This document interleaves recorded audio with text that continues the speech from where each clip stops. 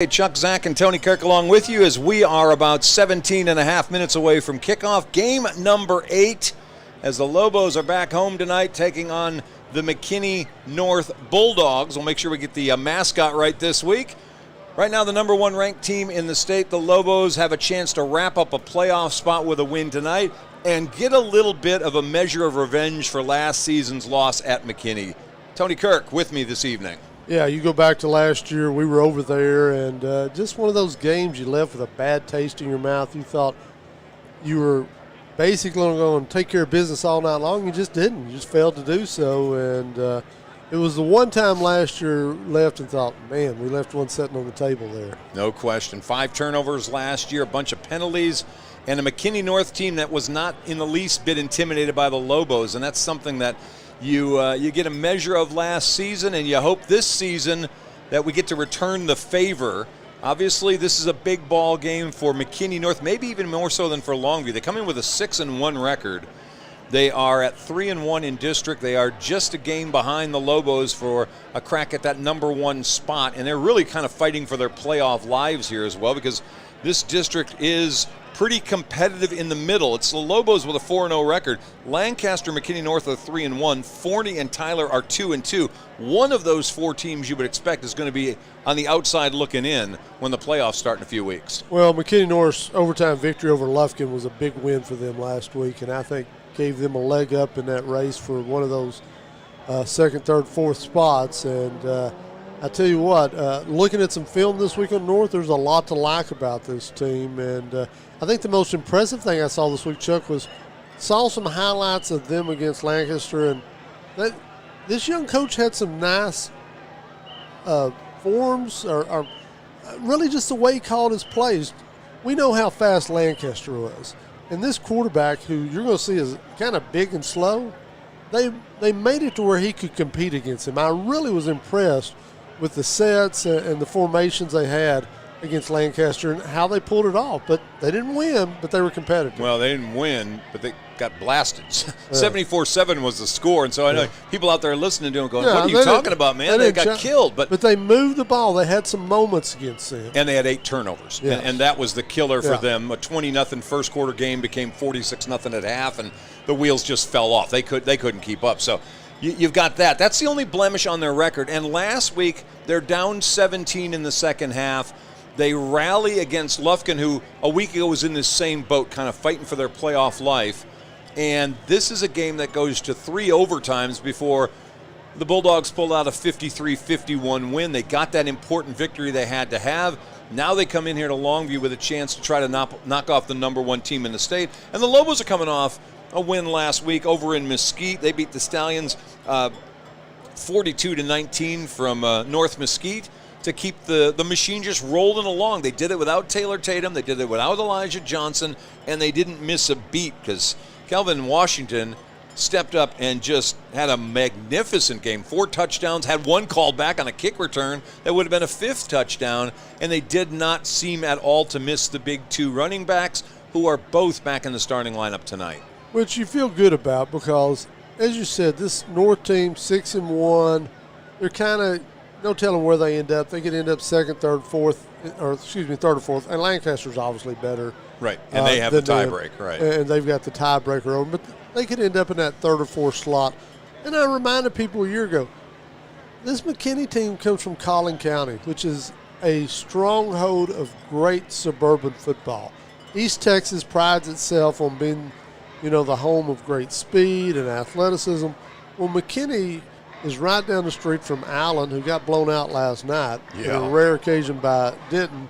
But the Planos of the school, that are so rich in tradition, Allen, McKinney has its own great tradition when they were a single high school over at McKinney High. And so there's tradition, and more than anything, there's just huge numbers, lots of population. McKinney North, I suspect, is on its way up. It'll get even bigger at some point. I know what Frank wants. He wants to do the student athlete, so let's do that very quickly before we get moving on. The Longview Orthopedics Star Foundation Student Athletes of the Week. We'll pop them up on the screen for you. They are this week Aubrey Kennedy, a cross-country, volleyball, basketball, tennis, and track star for Gary High School. I had to look up Gary. I wasn't familiar with it. Gary High School, go down south of Carthage, and you'll run into the home of the Bobcats. And our gentleman is William Jackson from West Rusk, home of the Raiders, where he's a football, baseball, and track guy. So they are our Longview Orthopedic Star Foundation Student Athletes of the Week for week number 8. Well, that's Gary, not Gary's apostrophe S. It's not Gary. Not some guy named Gary that's got a high school. Gary right? High School. Okay, just making sure. No, not Gary's. Gary High School. We're going to, at some point in time in this pregame, we're going to break to let you see what's going to be going on the screen, because tonight Longview ISD is going to be honoring longtime play-by-play radio broadcaster Brent Taylor, who retired after last season. More than 500 games to his credit in his 30-year broadcasting career. All of them here with Longview. And as soon as they pop that up on the big screen, we'll let you also take in the video and audio montage that the school district has put together to honor Brent.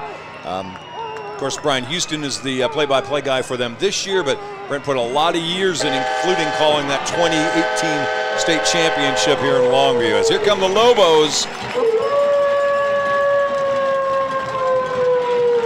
You hear the horn, you hear the howl, you know the Lobos are on the field. Indeed. John King leading them out there, 204 wins, 44 losses in his 19 seasons.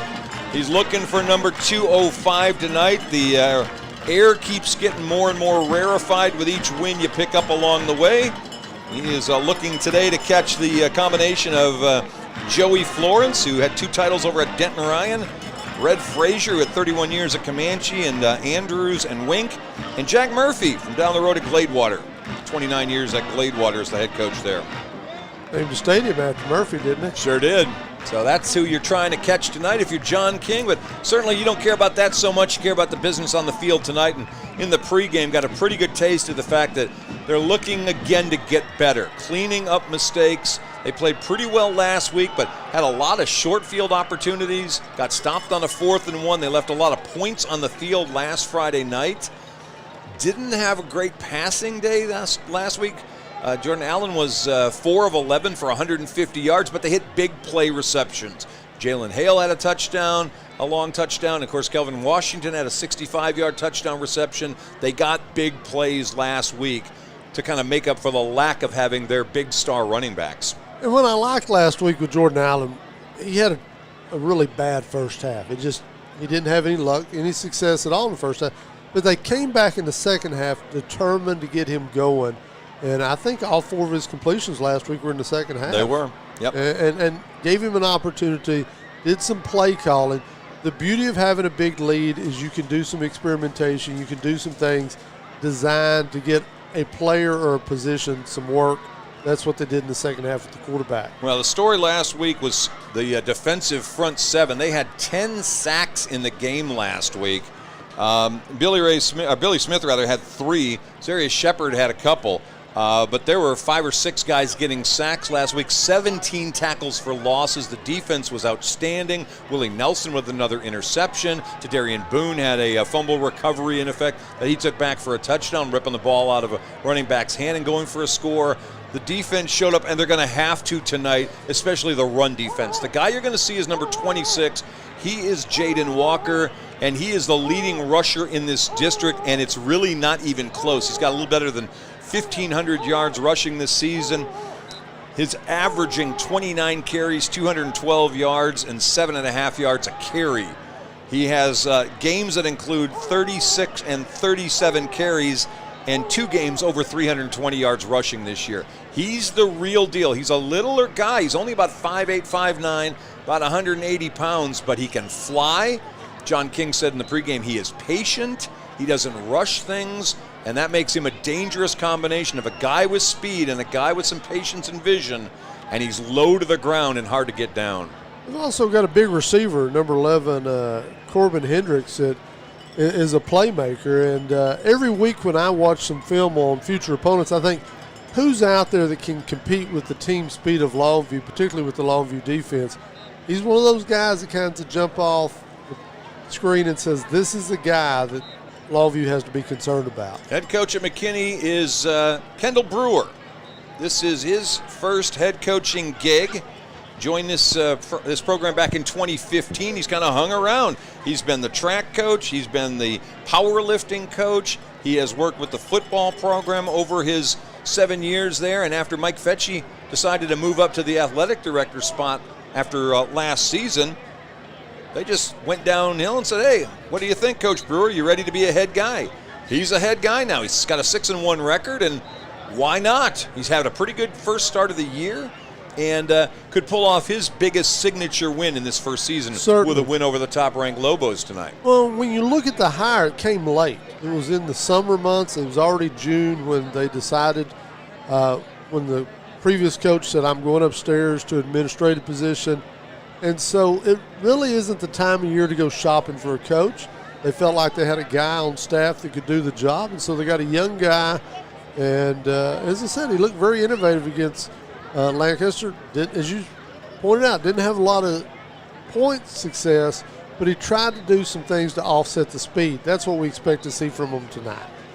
All right, well, we are coming up on about 6.5 minutes till kickoff, so we've got both teams down on the field. We still got the coin toss to get to, so we'll hang out for that for a few minutes. Tonight around the district, we've got North Mesquite at Forney. West Mesquite is at Lancaster, and Tyler is taking on Lufkin tonight, and really this is a huge game for Tyler. Tyler needs a win over Lufkin to stay in that position with a 3-2 record if they could get a win and in a potential playoff spot. I'm hearing in my ear, looks like Brent Taylor's video they're putting together is about to be shown up here on the screen, so we're going to be quiet and let you hear and see some of this before we get ready to give you the opening kickoff of this ball game.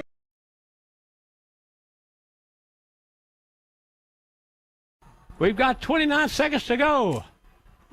Thomas back to throw it. He's got Not time. much pressure. Got time. Here He's he going goes. deep. Longview. Lister! Lister! Intercept! Go down, Lister! Go down! Go down! Down! Go down! He went down the 44-yard line and Loveview's going to win this game.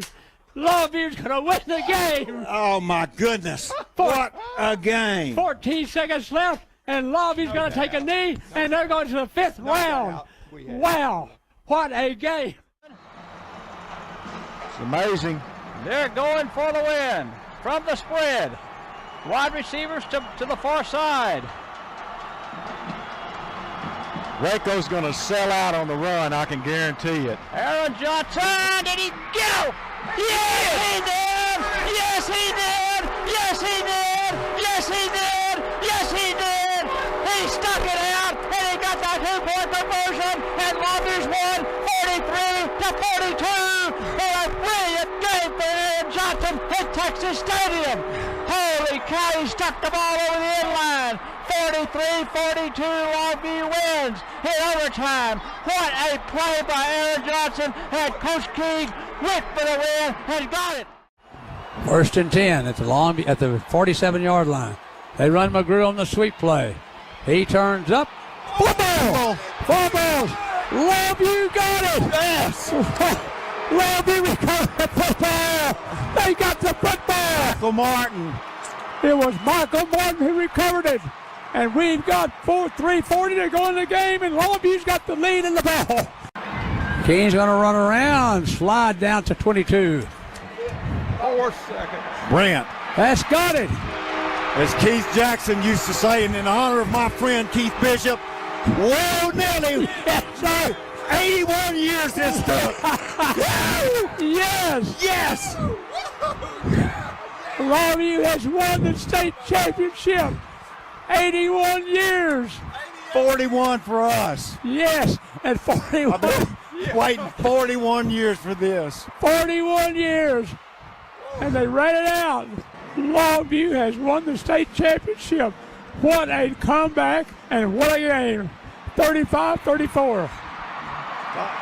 I got to tell you, Brent, for all the guys that ever played at Longview High School as a Lobo that fell short of our goal, for all the cheerleaders, the band, the fans, I mean, this was a long wait, and Wow. we congratulate this 2018 team. Wow. 16-0.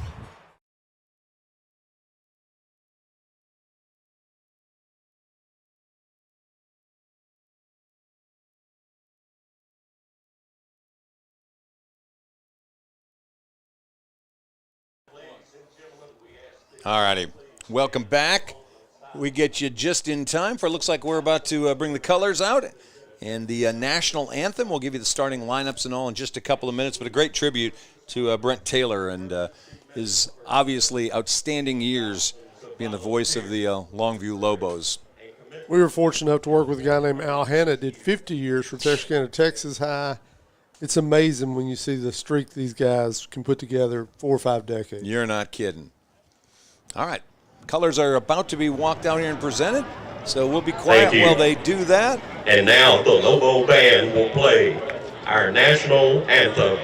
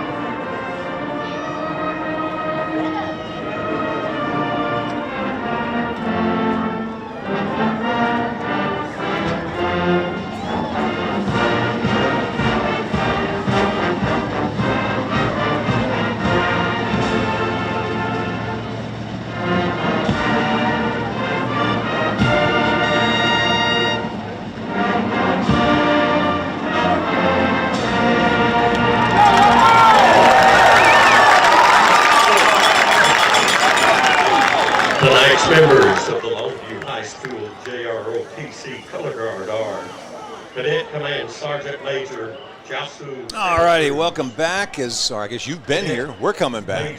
We get you ready for this kickoff. Captain's about to head out to the middle of the field. Tony Kirk with the officiating crew for today. Yeah, the referee's going to be Daniel Pippett, umpire John Cannon, head line judge Spencer Ashmore, line judge Brian Smith, act judge Pierce Pipkett, side judge Chance Merritt, and your field judge for the evening is going to be Randall McGill. All right. Lobos walking their captains out to the middle of the field. Looks like we've got, let's see who we have out there. I've got 72, that's Mongo Williams. 78, that is Ethan Pulte. And we're looking at 88, Adrian Davis are the captains tonight for the Lobos. You can see cheerleaders and players all donning some form of pink tonight, since it is Breast Cancer Awareness Month. And a large delegation of drill team ladies on the field prior to the pregame. I think they had a clinic this week, and a bunch of young ladies went to the Vuettes clinic and were out there performing for the game. All right, so they're going to complete the toss. Looks like the Lobos have won the toss. They'll defer, which means they're going to go on defense to start things. So let's set the defensive starters for you for Longview. The defensive line, and they are rotating these guys, so really there are 5 of them. Billy Smith, who had such a huge game last week with the 3 sacks, he and LaQuavion Jackson are going to be at one end. Jordan Wright and Zarius Shepard are the other. Omarion Watkins is the man in the middle. Linebackers on the outside, Chase Smith and Jeremiah Rougeley. Caden Brooks and Tadarian Boone in the inside. Kerry Curry and Jaden Simmons are the corners. Buda Garrett, Willie Nelson are the safeties. They will face this offense for the Bulldogs of McKinney North. Jackson Irwin is a 235-pounder at left tackle. He's a senior. Jesus Varela, next to him, a 265-pound senior at left guard. 260-pound senior Jackson Talafero is the center. David Ortiz, he goes 275, is the right guard. 265 sophomore Damon Donahoe is the right tackle.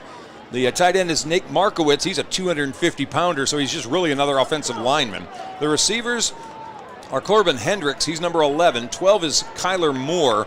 And 6 is Gavin Constantine if he gets to play. He is banged up from last week. The quarterback is Colin Hitchcock, and the running back Jaden Walker. Michael Fields is ready to kick off.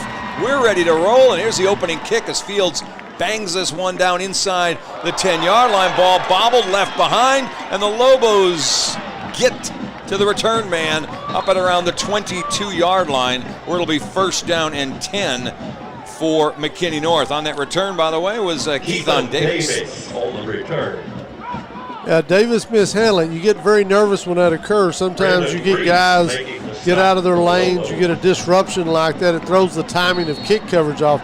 This is a very good Lobo kick coverage team. We've seen teams resort to the fair catch or whatever to avoid trying to run the ball back against them. All right, so away we'll go. First down at the 21-yard line. Colin Hitchcock's the quarterback. On first down, they're going to do what they do, which is handing off to that tailback. 26 is Jaden Walker. He's good for about a yard. 2nd and 9 coming up. Yeah, they're a running team, but they are also a spread team. So they're typically going to have 3 receivers out in patterns.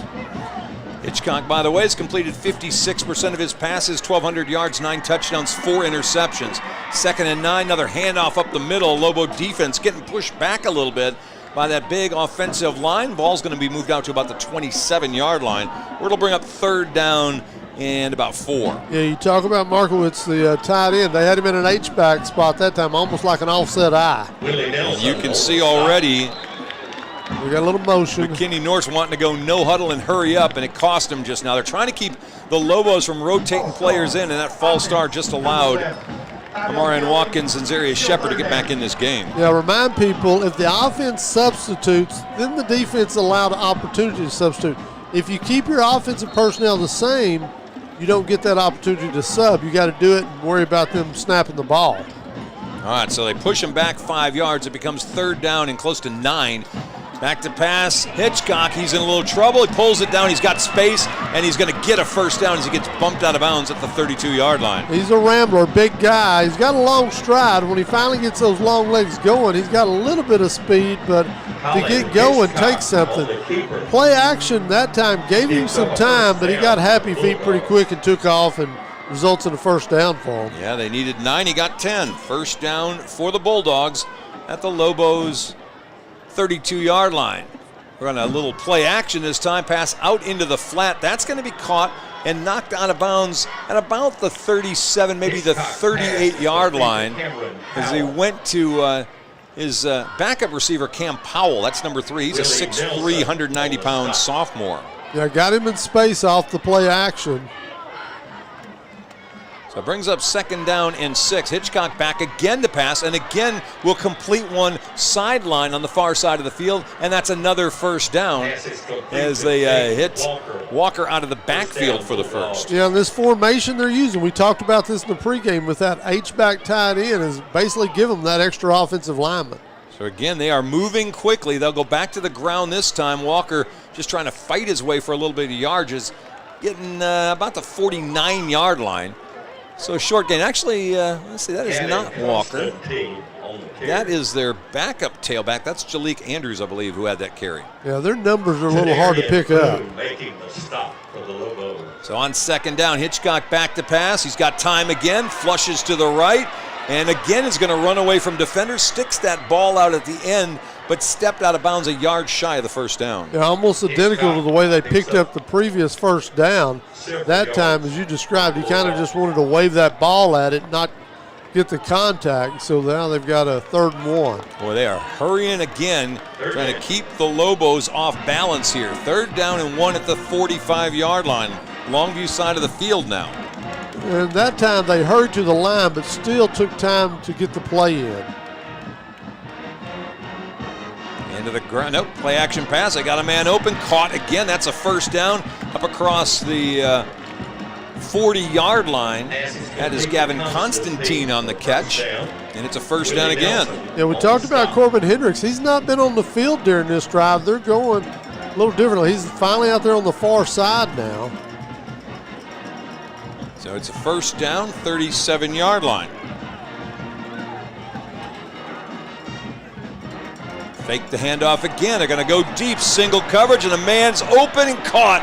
Touchdown, and there's Corbin Hendricks for the score as they get that one from 37 yards away, and that's a pretty impressive opening drive for the Bulldogs of McKinney North. Well, it all goes back to that offensive set with that H-back in the backfield, giving them a lot of help. Little swinging gate on both sides here as they line up.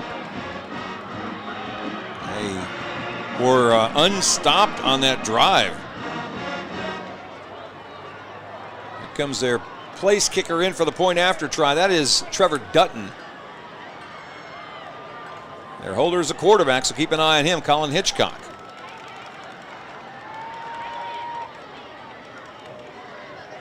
Have not seen many left-footed kickers. This one nails the extra point. And so with 9:19 to play in the first quarter, we'll take our first break. 7-0 McKinney North with the lead here on Longview Game Day. Over the last 10 years, our office has achieved many record verdicts and settlements. Our commitment has always been to outwork and outfight any opponent we have in whatever courtroom we find ourselves in. At Godarzi & Young, we have settlements and verdicts that are unmatched. Whether you come face to face with the corporation or the insurance company, they know that if they don't justly compensate our clients, they're going to have to face the Godarzi & Young trial team in the courtroom. In life, some things just go together, like a burger and fries. And home and auto insurance from State Farm. Combine and save. Talk to State Farm agent Charlene Ingram today.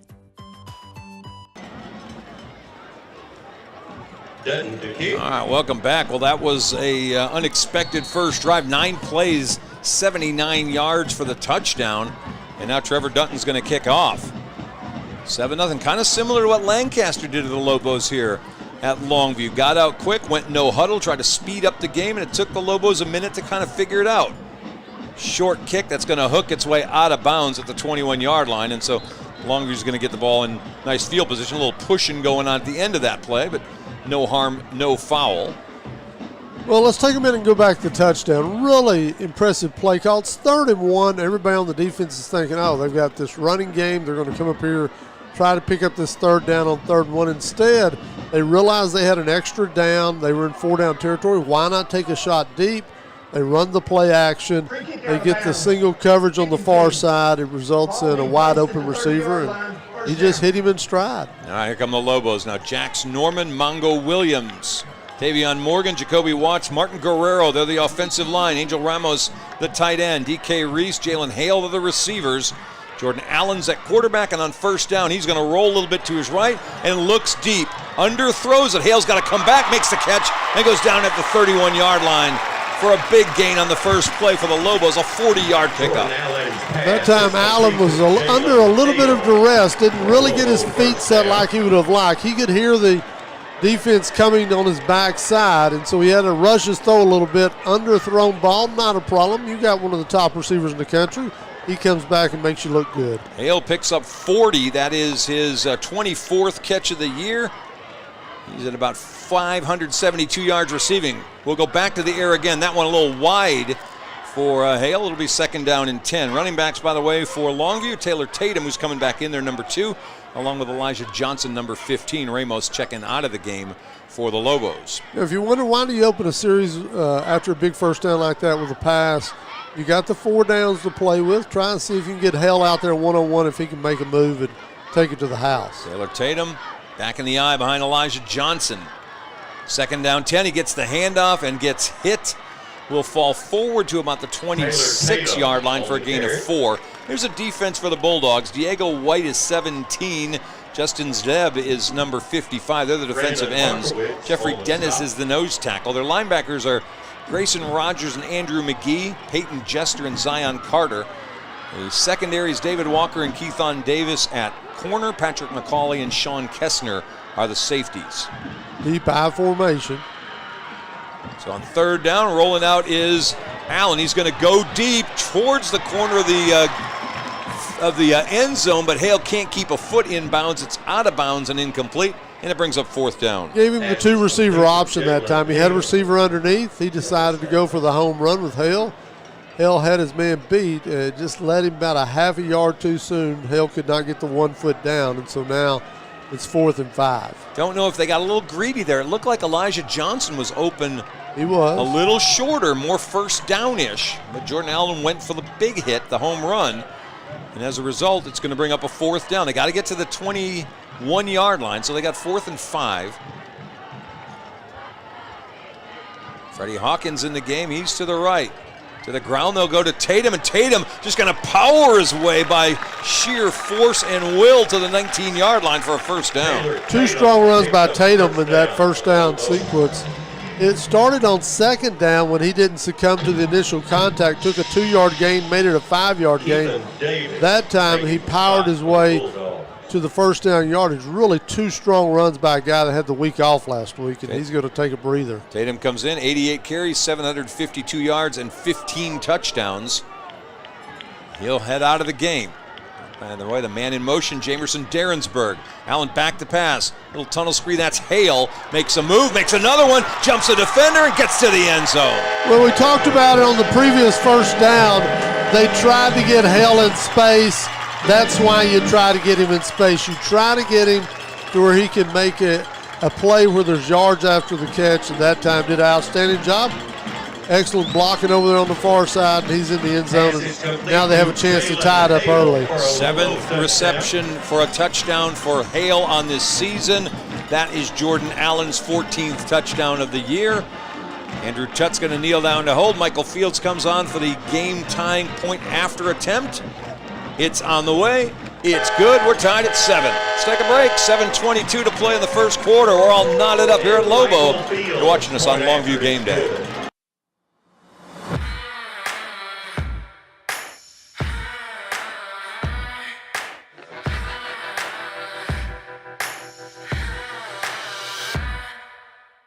And now at Orr, we want to buy your used vehicle and we'll give you guaranteed top dollar for yours. And if you prefer to trade, even better, with massive savings on every new vehicle at Orr Cadillac GMC in Longview. House party? We got you covered. Office meeting? Come on, treat them right. Game day? You know we're here for it. Get your taco, nacho, or fajita bar today. Only at Juicy's Taco. Well, there you go, boys and girls. We can answer that. 6 plays, 70 yards. Final play, a 19-yard touchdown pass from Jordan Allen to Jalen Hale, and we're knotted up. We got a barn burner for the first few minutes here at Lobo, and here's Michael Fields to kick off. As he booms this one back inside the 5-yard line, gathered up at about the 4. It's Keithon Davis again. And he's going to spin his way outside the 20 to about the 22-yard line, and that's where the Bulldogs will start their second possession of the night. And that's about as returnable a kick as you're going to get. Low line drive gave the return team plenty of opportunity to set up, and once again, outstanding coverage by this kick coverage team. Tell you what, it's nice to have Tatum back out there. To be able to go to him on 4th and 5, even as good as Washington played a week ago, you probably don't make that play call. All right, back on defense go the Lobos. They had a little trouble with pace in that first series. We'll see what happens this time. Colin Hitchcock back there at quarterback, and they'll go to the ground on first down like they did the first series. Gain of about 3 for their tailback, Jaden Walker. Now, once again, they came out with the H-back. It was strong set to the right side. This time they're going to come back with him on the left side. Second down. About 6.5. Hitchcock again play action. This one throw to the middle of the field. And again, that is Constantine with the catch. And they are being very cognizant of Walker are the Lobos. And I'll tell you what, the Bulldogs are recognizing we can do play action pass because they're really worried about stopping that run. Back to the run they go, and this time no gain as Walker falls down in the backfield. Chase Smith the first one to touch him. You're right. Everything's been predicated off the play action thus far. It'll be interesting to see with Willie Nelson and the other safety back there, he and Smith, if they'll start bringing them up a little bit. Under 6.5 to play here in the quarter. 7-7 ball game. Hitchcock back to pass. Middle field again. Guy open, caught. That's Hendricks again. Spins out of a tackle. Almost a second one before he's finally knocked to the ground by J.K. Curry. But it's a first down at the 40-yard line on the Lobo side of the field. Well, we talked about Hendricks in the pregame. He did a great job that time of securing the ball and making a good spin move. And to the ground they go to Walker again, looking to go off left tackle. Nothing there. That one shut down again in a hurry. First Lobo there is Jeremiah Rougeley, 45 with the tackle, gain of a yard. Really like this set. It's had some effect early against this Lobo defense. On 2nd down 9, they'll go play action again. This one tossed out. That one's dropped by the tight end. Markowitz drops it. It was a forward pass, and so it'll just be an incomplete. And 3rd and 9's coming up. Yeah, that hurts because now you get into this circumstance where Longview's probably going to put their ears back here a little far out for a field goal. So I wouldn't call this 4-down territory. You expect Longview to bring the house here. You know, Longview's played 2 defensive tackles, which they haven't done a lot this year. Watkins and Pulte have both been out there together. They bring Pulte out now for another defender on the back end, and instead they'll hand off to Walker, finds a seam. He's got the 25.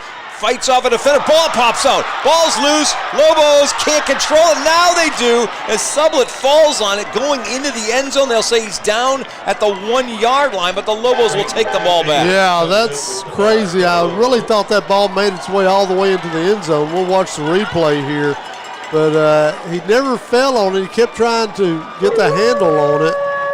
Boy, he threw off Willie Nelson, but Curry ripped that ball loose at the 15-yard line, and then Sublett just couldn't find the handle on it, and that is very close. I think knees were down with outside of the end zone, which is why it ended up being placed at the 1-yard line. Still a big stop. A first down had been attained, and a big gain had been attained, and they were going to be in field goal range and really in position to go for another touchdown. All right, first down at the 1-yard line. To the ground they'll go, and forward all the way out to about the 9.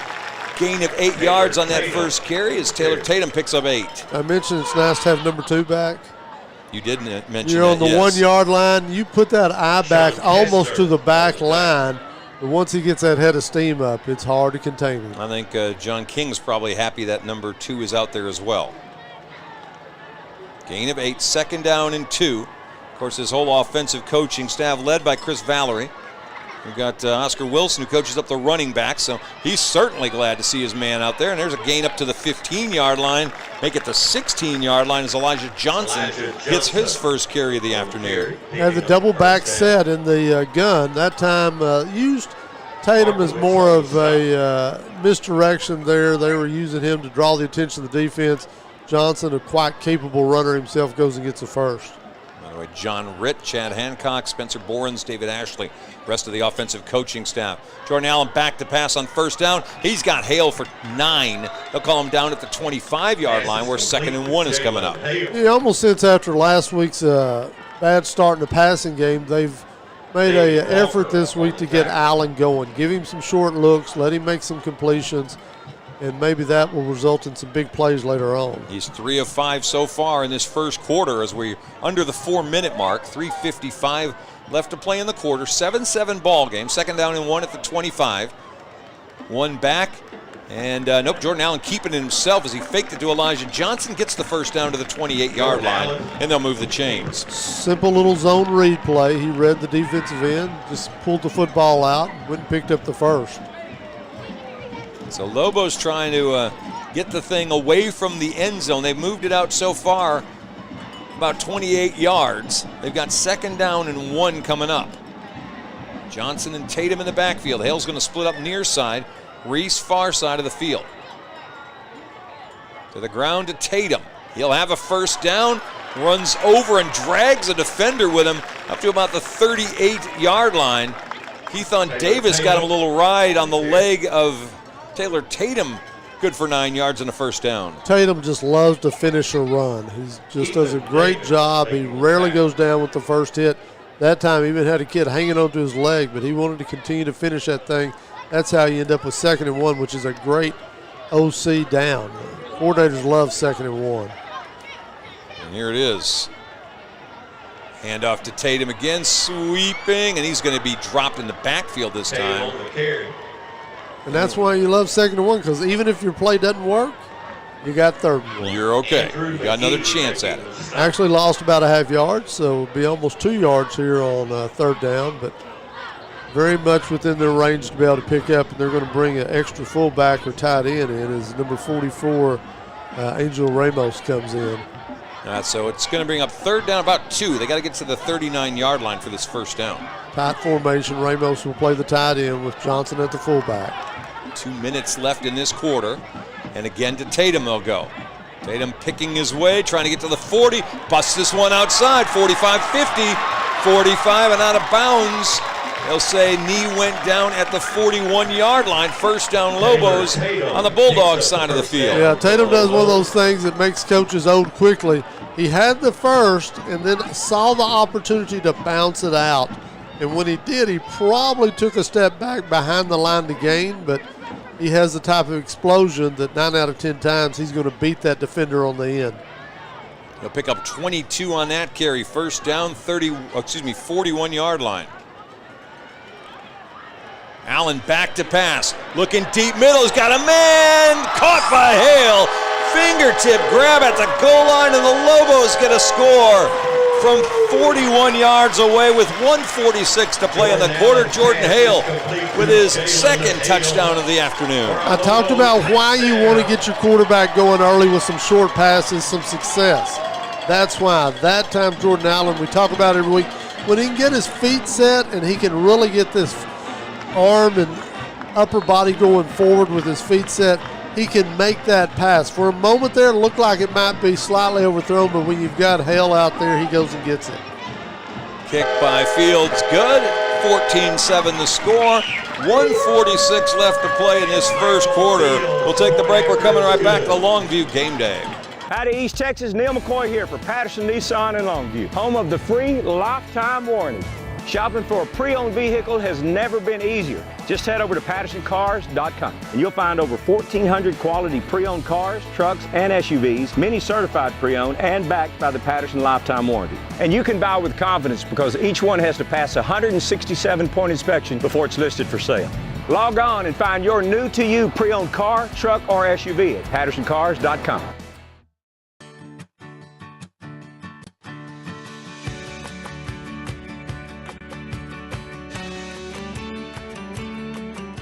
In Longview, see your good neighbor State Farm agent Charlene Ingram for your insurance and financial needs. All right, welcome back. 8 plays, 99 yards on the drive for the touchdown. Jalen Hale, 4 catches, 109 yards now. Kickoff bounces off the shoulder pads of one of the Bulldogs inside the 5-yard line. They're not going to get to the 10. Yikes. We talked about the last kickoff being a line drive. That was had a lot of air under it. He settled under it almost like a punt, and as you described, it went right off his right shoulder pad. That's Taylor Offord, who had the misfortune to mishandle that ball. They'll put it down at the 8-yard line. That's when he had to turn around to find. Gave all the time in the world for that coverage team to get down there. So a turn of events I think the Bulldogs were not anticipating. They had a good drive going. They fumbled. Going the other way, 99 yards. The Lobos pick up a touchdown. Now they're going to start all the way at their 8-yard line. 1st down and 10. Handoff inside. Boy, the Lobo defense is all over Walker. There's nothing doing there. And it's going to be 2nd and 10. Yeah, that time they were anticipating the handoff, and they got there not long after the exchange and held him to no gain. Well, you were wondering about the Jalen Hale breakout game. How about a breakout quarter? 4 catches, 109 yards already. 2nd down and 10. To the ground again and again. Big hit at about the 9-yard line. And it'll bring up 3rd down and long. And if you wonder why they go between the tackles with such a small back, that's what they've done all year. But against other defenses who aren't this quick, you just need that little small gap. Longview's awful quick. Caden Brooks, one of the first guys there on that tackle. 3rd down and 8. Hitchcock back to pass, in some trouble, on the run, throws it, ball's tipped and incomplete. The intended target was Walker at about the 20-yard line. Lobos got a little fortunate that time on the helter-skelter mayhem that was going on. Incomplete pass means it's 4th down. Well, you could say the Bulldogs got a little fortunate, too. That thing could have easily bounced off that receiver's hands and been another Bulldog turnover. That time, looked like it was Shepard that got to him right at the end, got him around the ankles, and he was falling forward when he released that football. All right, they're going to have to punt from in their own end zone now. The punter is, let's see if they got Hitchcock back there punting rather. Here's the punt. This one high up in the air. Willie Nelson waving everybody away. Hits at the 40, takes a backward bounce. It'll be downed at about the 38-yard line. So the Lobos have a short field to play with, just like they did a lot last week at North Mesquite. They're going to get a short field here at home with a 14-7 lead. Well, I'll tell you what, we got 31 seconds left in the quarter, but it's been a quarter where fortunes changed quickly. It was 7-all. North looked like they were going in for a possible score, had a big run, pick up a first down, and next thing you know, the ball pops out, a 99-yard drive, and now 3 and out. First down, 38-yard line. Fake the handoff. Allen back to pass. He's got a man cutting. That is Reese. Oh, makes a nice move at the 32-yard line. A second one at the 20. It goes all the way down to the 11. Well, a lot of yards after contact for J.K. Reese, and it'll be a first down. They'll mark him down at the 12. And to be honest, this is the Jordan Allen this team needs come November. When they get into playoff action, they're going to need this threat of his being able to throw the football. They've got nice receivers. We talked about Allen's struggles a week ago. If he can continue to play like this in big ball games, Longview is going to be a handful. Well, we're not going to get another snap off because that's the end of the first quarter. Lobos with a 14-7 lead. They've got 1st and 10 at the 12. We'll flip sides of the field and come back in a minute. They're on Longview Game Day. Over the last 10 years, our office has achieved many record verdicts and settlements. Our commitment has always been to outwork and outfight any opponent we have in whatever courtroom we find ourselves in.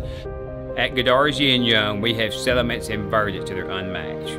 Whether you come face to face with the corporation or the insurance company, they know that if they don't justly compensate our clients, they're going to have to face the Godarzi and Young trial team in the courtroom.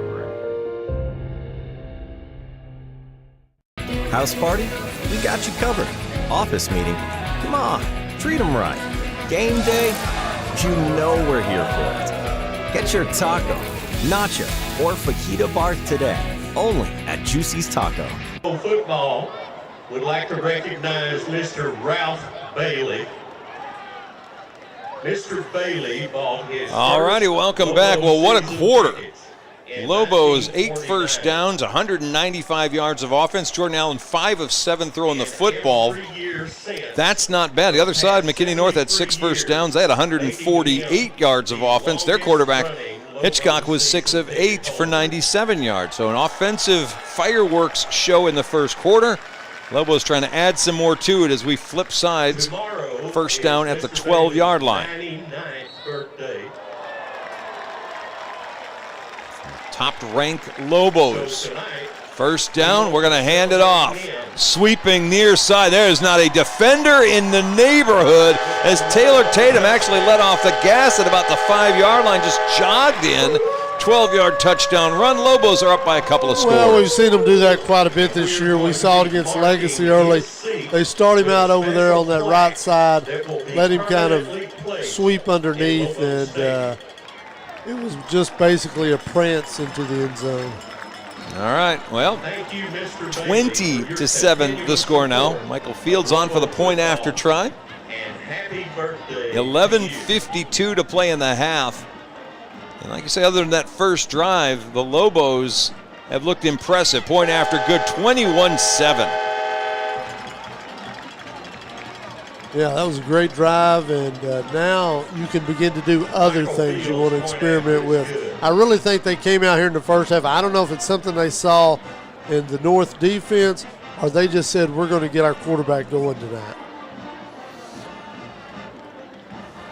All right, we want to remind folks the Lobo Band is going to be having a special showcase coming up next month.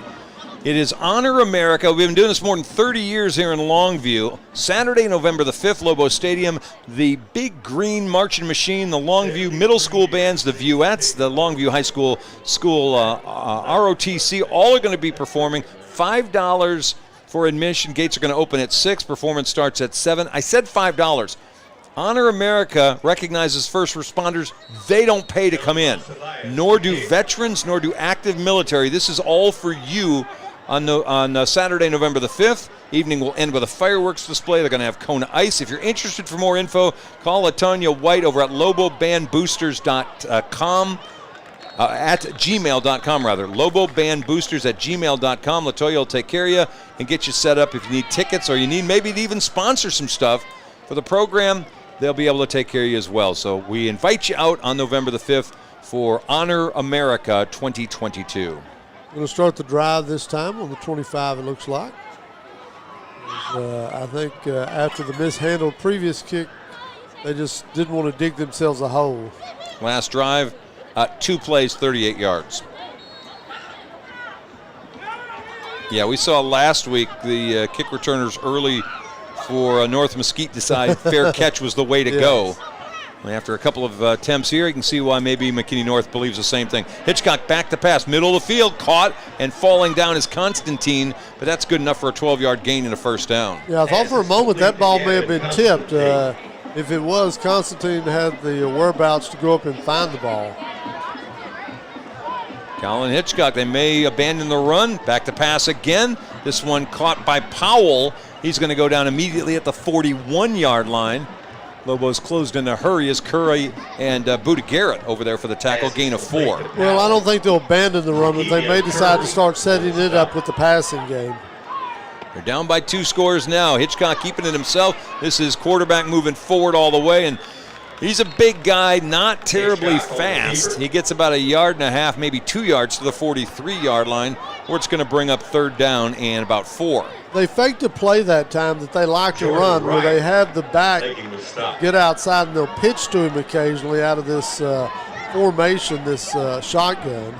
And back to the ground to Walker. Walker, well, that last little burst may have got him close, although the referee on the far side put that ball down at the 46-yard line. They needed the 47, and it's going to be 4th down and 1 yard. Yeah, and unfortunately, they've got an offensive lineman down, and I'm not so sure that North might have considered taking a timeout anyway. This is a big play, a big decision for them.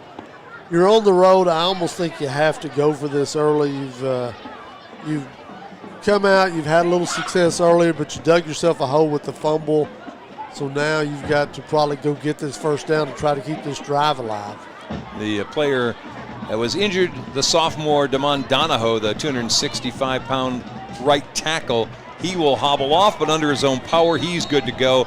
He's replaced by Jackson Talafaro, 260-pound junior, who's 6'3".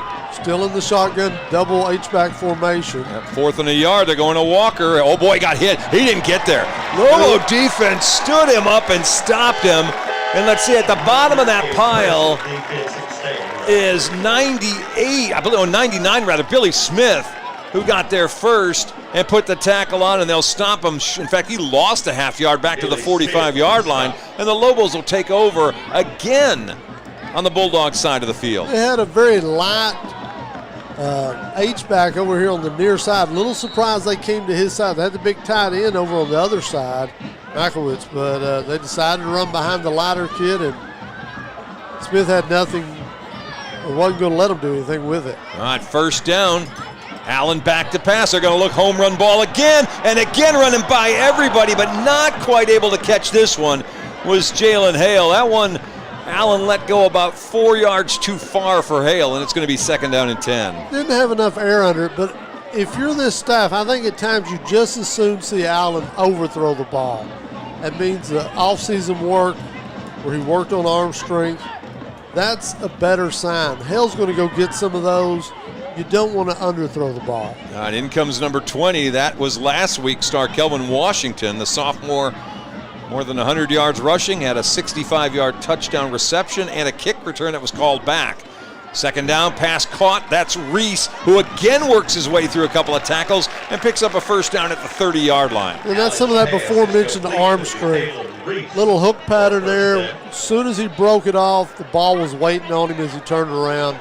Nice pickup on the first down. Tatum trots back onto the field. Reese came into this game 9 catches, 138 yards, and a touchdown. He's got a couple here already in this first half for 41 yards. We talked about it. He's kind of established himself as the second target in that receiver corps. Wright, who's got all the body and length and speed you'd like, but Reese just seems to have a better set of hands. He's very consistent with his route running. Great problem to have between those two guys. Who's going to be your second receiver? First down and 10 at the 30-yard line. Under 9.5 to play. A little reverse this time. How about Reese again? He's going to have another first down as he goes down to the 15-yard line following that block of Freddie Hawkins for the first down. Yeah, Hawkins was in for hell on that play. I don't know if that's because he's a better blocker and they wanted to set that up. He held a block a long time downfield. Big gain. As I said, right now the OC's got to be loving having all these options. Tatum out. Elijah Johnson in. Hale's going to split out far side. Man coverage over there. He's got man on man out on that far side of the field. They'll go back to the ground. It's Elijah Johnson for 3-4 yards. They maybe say down about the 13-yard line, 2-yard gain. And it's going to be second down and 8. Fortunate moment that time for the Lobos. Looked like it was going to be a handoff that might result in a loose ball. He rode the back a long way. Finally, the back almost had to wrestle it away from him to go get the 2-yard, 3-yard gain there. All right. Second down and 8. Lobos already with a 2-score lead. 8.5 minutes left to play in this first half. It has been a fast-moving first half. Allen back to pass. Little stop and go route. Boy, it's a great route by Reese. I'll tell you what, if you were watching him, and I was really locked on him, he ran a slant, broke it off, and came back out and got himself wide open and down inside the 5-yard line. They'll mark him down at the 1. Yeah, we talked earlier. That's kind of what separated him from the pack as far as that second receiver position. Runs excellent routes, good set of hands. A first down and goal. Taylor Tatum not in. Elijah Johnson is the tailback in there right now. Allen at quarterback. I'll hand it off to Elijah. Easy money into the end zone from a yard away. And the Lobos take a 27-7 lead with 7:49 left to play in this first half. Well, I want to reiterate, really like what Longview coaches are doing, getting Jordan Allen some opportunity to throw the football around. They know what Taylor Tatum can do. They know what Elijah Johnson can do. They know what this offensive line can do running the ball. Jordan Allen, they're letting him find out what he can do. 6 plays, 45 yards. Elijah Johnson picking up the touchdown, his 3rd of the season. Michael Fields' point after is up and good. 28-7, 7:49 left to play in the half. We'll take a timeout. We're coming right back to Longview Game Day.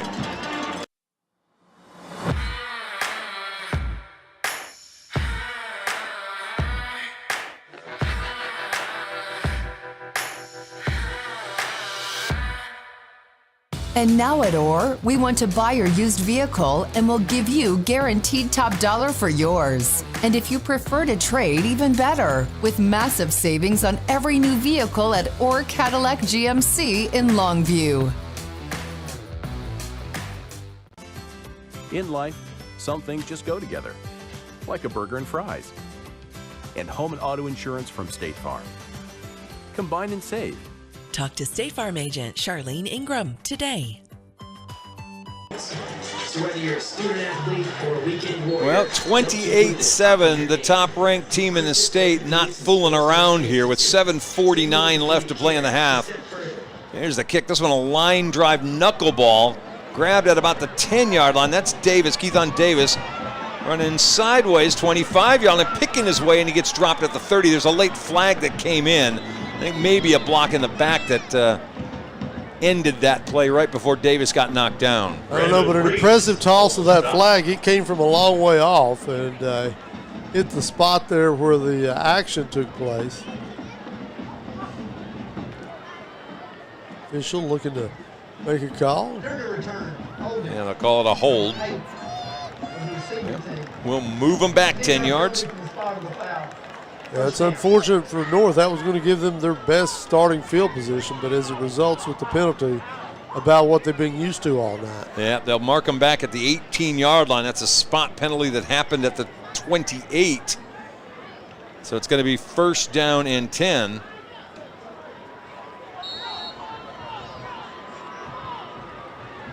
And away we'll go.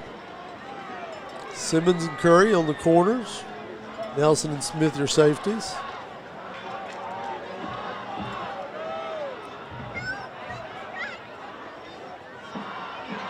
On first down, not much. Walker 2 yards at most. 2nd and 8 coming up. Boone up there in the middle of all Walker that. on the carry. Tadarian Boone on the tackle. Second down, they'll go again to Walker, sweeping left. Boy, the Lobos just strung that thing out. You heard me talk in the pregame, and you heard maybe Coach King talk about it in the early pregame. He's really, really patient, and you could see at that time as he just kind of waited for something to happen. Problem was, Lobo defense is so quick and so good, there was just nowhere to go. He managed to get about 4 yards out of it. It brings up 3rd down and 4. Hard count, drew the Lobos off. Yep, back to pass. Hitchcock, he'll dump that out. They don't get a first down. They're going to get one anyway, and they do. As coming out across the 30 to the 35-yard line, and we got a hat thrown down as well, so we got another issue. That was Kyler Moore on the reception. Yeah, we had one official throw the flag for the offsides and had something else going on there at the end. It's like it was the head linesman that had to end up using his hat and his flag. So they're going to sort through all of this. Boy, it has been all Longview. Of course, coming up at halftime, we'll let you hear the band and see the band as well.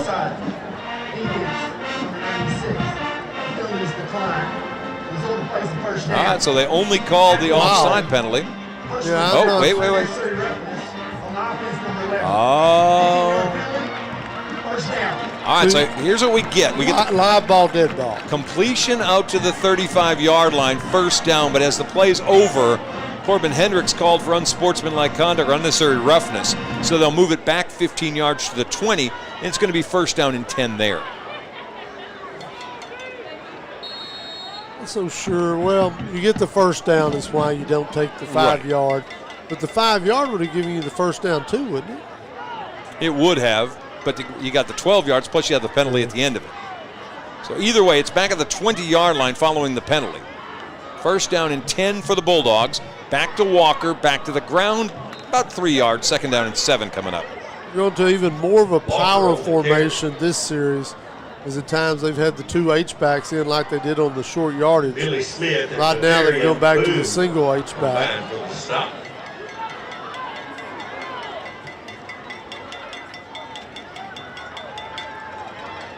Hitchcock back to pass. Toss again, middle of the field. This will be across the 40 to the 41-yard line as Moore makes a second catch on this drive, and they get the ball basically back up where they were anyway. Yeah, that's what I talked about early on about they do formations and they run plays to combat the speed.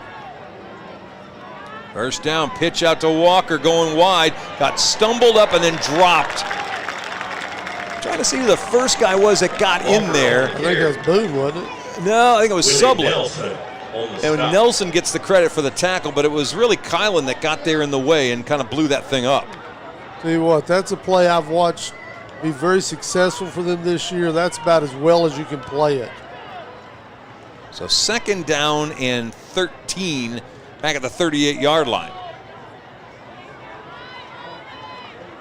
Hitchcock back to pass. Again, middle of the field. This time, what they would his receiver stopped, and that almost let Curry have a free shot at an interception. Well, Curry was intent on blowing him up when he caught the ball, and unfortunately for Curry, he didn't realize till the last moment that it was an overthrown pass. If he had realized it a little sooner, it probably would have been an easy interception. Curry's got 1 pick this year. If he was looking ball instead of guy, he might have had a second. Third down and 13 at the 38-yard line. 5:04 left to play first half. Hitchcock back to pass. In trouble, he's going to be dropped. Back at the 29-yard line. Couple of Lobos, well, one anyway, shaken up a little bit at the end of that. but they'll get their first sack of the evening. And they're going to say Jeremiah got there first. Sure enough, it looks like he and Caden Brooks maybe got there at the exact same time, but they gave the credit for the sack to Rugeley. It's a loss of 9 back to the 29-yard line. Yeah, not sure if they ran a stunt that time or what, but Rugeley came just a hair later than the rest of the offensive line. He read and found an opening. Like I said, they may have been doing a loop-around type stunt on the play. Rugeley, who had a monster season last year with 10 sacks, gets his 3rd of the year, but he has been increasingly more impressive about the last 3 weeks. He was pretty quiet for about a month. He's starting to make some more noise now as we got deeper into the season. Yeah, they want to run a little clock off there before they punt this football. So the Bulldogs will take a timeout with 4:11 left to play in the first half. We're going to keep it here. And of course, coming up at halftime, we'll get you up to date on the scores in the district as well as around the area. And we will stat up half number 1 for you. And then, of course, we're going to go get something to eat, and we're going to let the band have the field for the 28 minutes in between the second and third quarters. Well, they left their offense out there, but at 4th and 22, you just couldn't imagine they were very serious about going for this. When you trail 28-7, that's a bad idea. What they wanted to do was run as much clock off as they could, so when they kick this thing, 4:11 is all that's going to be left. As efficient as the Lobos' offense has been this half, 4:11 seems like plenty of time. And remember, they get the ball to start the second half.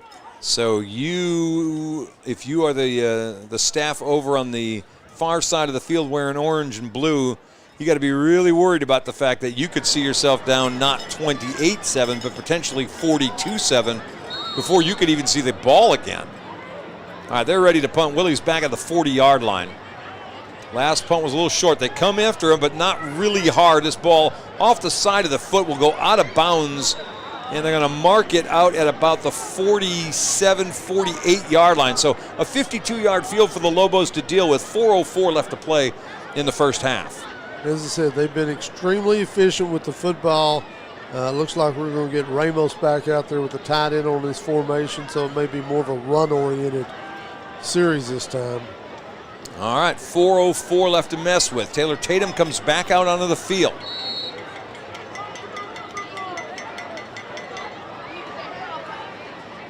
Get ready to come to the line of scrimmage here. See if they put the umbrella out. Reese, who had an impressive last series, will split near side. This is a tight formation this time for Longview. It is designed, it looks like, for a handoff to Taylor Tatum. And they'll play action it, fake it to him. Instead, receiver open, that is dropped. That was a pretty good opportunity to make a lot of yardage, and Derensburg just could not hang on to it. Jamerson Derensburg had a ball that hit him in the wrong spot, right in the hands. Yeah, unfortunately for Derensburg, that would have been a great opportunity for him, because we talked about the depth at receiver, and these guys are always fighting for that playing time.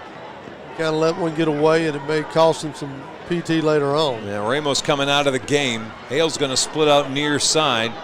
Reese far side of the field. 2 backs with Elijah Johnson back in. 2nd down and 10. And we got motion, or false start rather, on the Lobos, so they'll go back 5 yards. They have been pretty penalty free so far tonight. Point of emphasis almost every week for John King. Yeah, clean and efficient has been the first half of this ball game until that particular play. So John King may go to halftime with a little bad taste in his mouth. 2nd and 15. If you're wondering about the time, very little has run off. There's still 3:55 to go. Bulldogs have 2 timeouts left should they get the ball back. All right, 2nd down, 15 back at the 43. They'll set up basically the same setup they just had. Hale on this side. They'll fake the handoff. Hale breaks off. Well, he's in a little bit of trouble as Allen. He's going to have to run this across the 50 and dives across the 45-yard line, where it's going to bring up 3rd down and 3. Yeah, that play was really set up to push the 2 receivers down the field and then throw underneath to Tatum and get him in space. Good job. I don't know if that was a safety or a backer that came over and covered Tatum to take the option away. Allen realized the next option was for him to take off and try to get some yards. He did. Now they got a chance on 3rd and 3.5 to go get this first down. Need the 42-yard line. Handoff Tatum. picks his spot, goes across the 40. He'll have a first down on a gain of 5. And they'll move the chains and keep that clock running.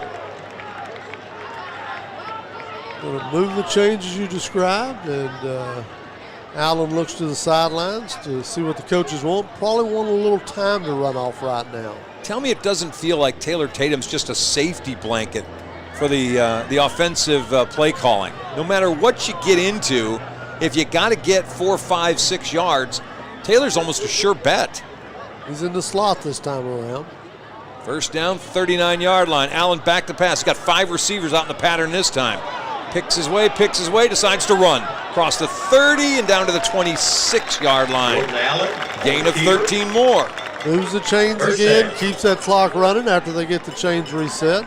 Figure Coach King's going to milk this clock a little bit here. He's got 3 timeouts. No need for him to rush anything. All right, this is about as good as it gets. 2:26. You got a first down. You burned off about 2 minutes of this 4.5 that were left when you got the football back.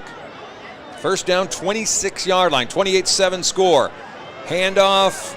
That is Kelvin Washington, who just checked in. He picks his way for 2, maybe 3 to the 23-yard line. Yeah, I like your terminology, picked his way. Stopped for a moment, kind of let everything realign, and then took off again for a decent first down gain.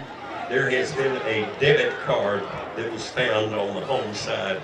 Oh, boy. Somebody lost their debit card. We heard that on the PA announcer. Belongs to you.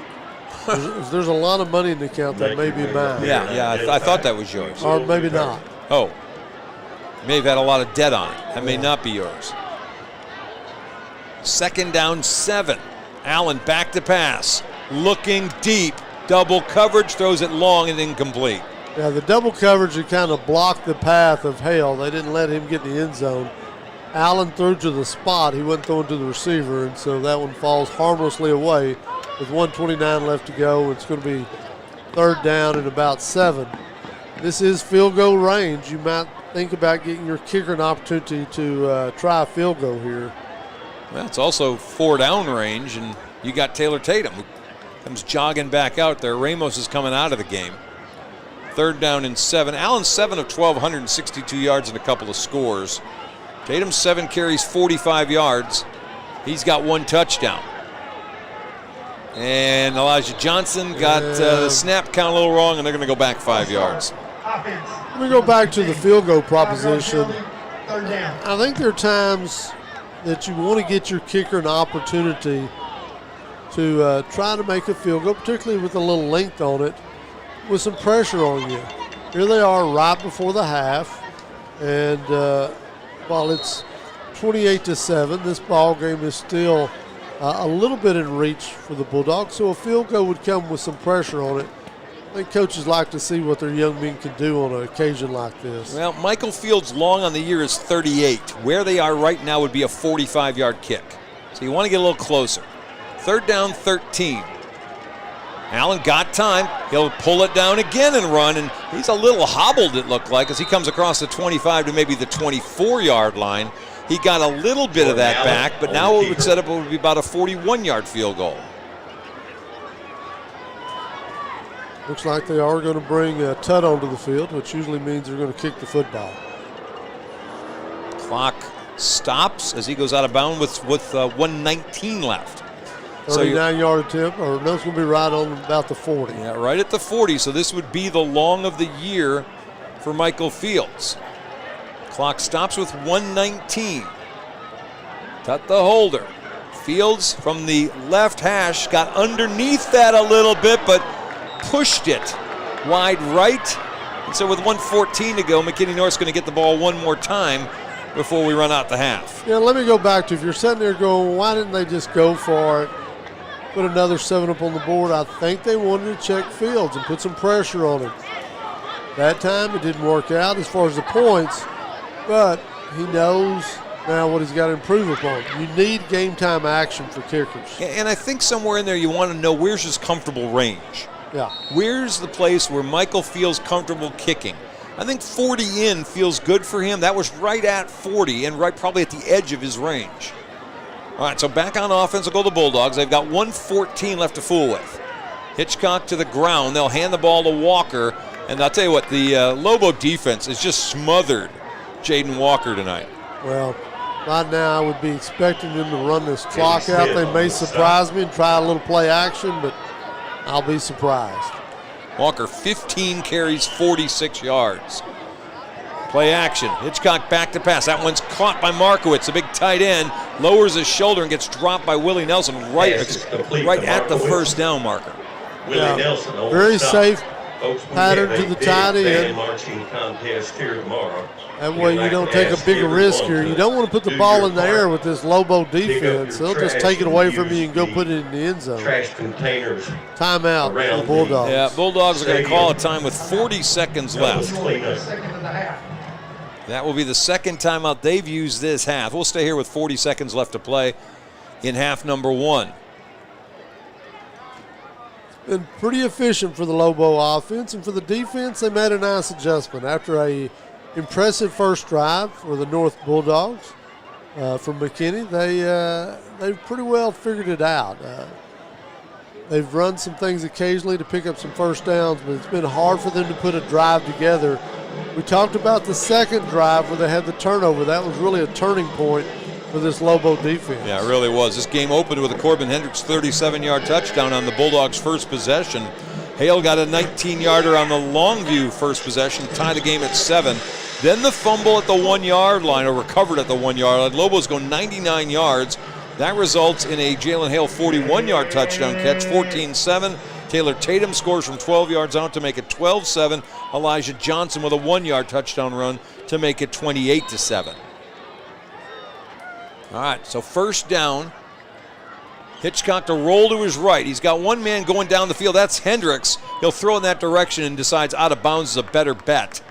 As Simmons was all over Hendricks, and it brings up second down and 10. Simmons is an excellent cover corner, a junior. We talked about last year, he along with Willie, as sophomore, started at the corners positions. But this year, Simmons has been probably the better corner. Curry gets more action because of it. All right, so second down and 10, 33-yard line. And they'll go back to the ground. This is Walker sweeping and just runs out of room on that far side of the field. Little extracurricular outside. Looks like they broke him up okay. They'll mark him down 36-yard line, so it brings up third down and 7. Yeah, and if I'm North here, I want to run a play that will eat up some time. I don't want to leave that time left on the clock because he shouldn't have gone out of bounds that time. Coach has 3 timeouts. He's not afraid to use them. Clock stopping with 27 seconds left to play. Back again to Walker, and boy, nothing. Just stood up, in fact, picked up. That is a little pushing at the end of that. And you kind of don't feel like, Jordan Wright was doing anything wrong. He picked him up off the ground, and certainly his teammate, his offensive lineman, took a little exception to that, and he probably should. You're standing up for your guy.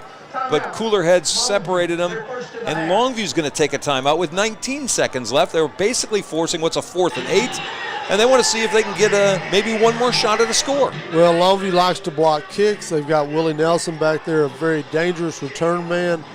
I mentioned the coach would not be afraid to use his timeouts. He uses one there and didn't get a lot of help from the home scorekeeper, who I don't think was anticipating the timeout and let a second or two run off the clock. Been an impressive first half for the Lobos, who have, like you said, since the first drive and a half, really, for the Bulldogs, have controlled this football game. A game a year ago they let get away because of a lot of mistakes. They have cleaned a lot of that up so far, and I'm knocking on wood, so we're not trying to jinx anybody in the second half. But they have played a pretty mistake-free game. All right, it'll be interesting to see. Will they set up the return to Willie Nelson, or will they bring everybody and try to block this kick? Nelson's back at the 35. There's still 19 seconds left, so even if they let him return it, they've got a couple chances to stop it. Longview not really coming hard at it. This is a line drive kick, and oh boy, it takes a backward bounce. I don't know if it hit a Lobo or not. The Bulldogs are saying that it did. Yeah, I don't see it. Yeah, I do see what may be a beanbag back there around the 39. I think it was Buda Garrett. He didn't see the ball. It was kicked so low and so short that they had no chance to really see it. As you can see, Buda on the replay, ball kicks him right in the heel. and then goes backward, and there's nothing you can do about that. You don't even know to get out of the way because you don't know it's there. Well, I'm sure Willie's hollering at him, get out of the way, get out of the way, but if you don't know where the ball is, you don't know where to go to get out of the way. All right, well, the Bulldogs get a free shot at it then with 10 seconds left to play. And you're right, that's a bad luck play. There's not anybody being careless. That's just bad luck. A bad kick. You expect a big kick, a high kick. You're going to go down there and try to block for your guy. And instead, a low line drive you don't even see gets you in the heel and bounces backward and gives McKinney a chance at the 46-yard line. Longview's going to take a timeout. They want to make sure they don't give up a cheap score here. Yes, they saw something. I don't know. They were looking at Booty Garrett back there where he was aligned at the safety position. Maybe want to put those safeties a little further back this time. If you're the Bulldogs, you might want to try to get the ball in 26 hands in space. That may mean a screen or something else where you can get him the opportunity to maybe make a big play here. Still got to be careful. You just throw that ball up there and Willie Nelson brings it in. You may make up for his lack of opportunity on the punt. No kidding. All right, so at the 46-yard line, McKinney's going to get one shot, well, maybe two. They've got potentially two plays with 10.5 seconds left to play if they get a sideline route.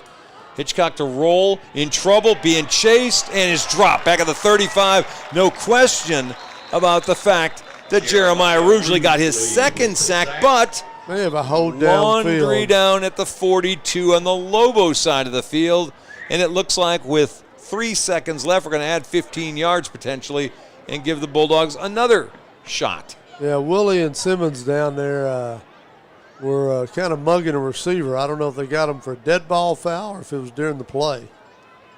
We're waiting for officials to have their conversation about it, and now the man with the microphone and the white hat's going to tell us. As he and the side judge figure out what their call is. They almost agreed. Now they're not so sure. Now, I think two of these guys are brothers. Maybe this is the brothers arguing. Oh, Mom loves me best. No, she loves me. And now they're going to walk over towards the sideline where John King is prowling at the moment, hands on his hips. No, this isn't the brother. This is the side judge, Chance Merritt, with the call here. And so Daniel Pipak, that's the way I pronounce it, P-I-P-A-K, Pipak. P-I-P-K, Pipka. Pipka? Yeah. How do you get Pipka out of Pip in a A? Oh, A-K. I thought you said K-A. My bad. Yeah. I would get Pipik. K-A. Pipik. They're still having this discussion. I don't know what, unless Coach King's getting some options given to him. I can't imagine. It can be pass interference. The ball was not in the air. It can be a holding call or it can be a dead ball foul. Okay, well, we've speculated. Let's see. Now they're moving in the other direction. So here you go. They're going to take it from. Wow. Replay first down. Well, that's a weird. Why would you necessarily do that? You got the sack back to about the 35-yard line. You pushed him back, I don't know, maybe another 4 or 5 yards. 6 yards maybe. Yeah, I'm with you. I don't know why you didn't take the play on that. They're going to push him back on the penalty.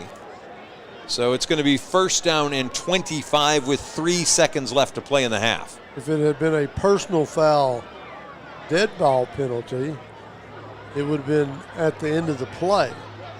That must have been a live ball foul, in which case a live ball foul, Longview could have turned it down. Jeremiah's going, Coach, decline the penalty. I got the sack on that one. I want the stat. Yeah, I was good. I got there. Instead, you get another shot at it. First and 25. See if the Lobos send a center fielder back deep. I don't see anybody going that way yet. Well, we're going to give help to the corners on this for safeties. Cam Powell's the receiver on the far side. They're just going to let the clock run out. They decided after all that machination, you know what, let's just run the clock, and that'll do the half. So the Lobos got 2 in the first quarter, 2 in the second quarter. They've got a 28-7 lead and are looking very solid here at home. Exactly what you want if you're John King. Yeah, you get the ball to start the second half. With the exception maybe of, I would have liked to have not had that ball hit my guy's heel. It was pretty much a perfect half for the Lobos. Well, they'd like the field goal to have been a little bit to the left and through the uprights, but as you said, it's hard to be too upset about that first half. No, it's a really solid half for the Lobos. So, all right, we are about to let the bands take the field, as they say. We'll take a break and let you get the entertainment of the halftime presentation. We'll be back as they get ready to conclude, and we'll get you ready for half number 2. Chuck, Zach, Tony, Kirk here on Longview Game Day.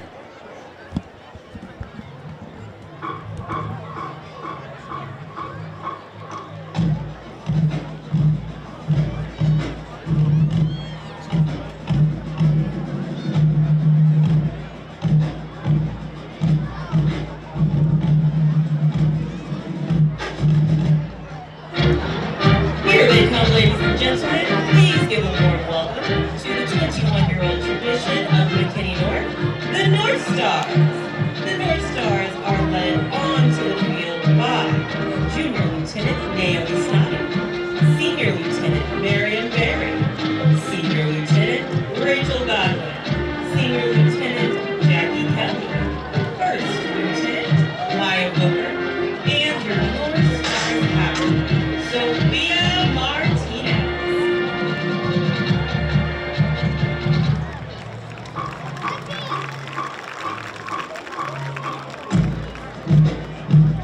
North Stars line officer is Megan Kelvin. Social president is Samantha Snyder. Social vice president is Ashton Fairfield. Spirit Star of the week is Isabella Godwin Coleman. And the North Star of the week is Emma Price. Now, please enjoy the North Stars Palmer team to an all-time favorite, Livin' La Vida Logo.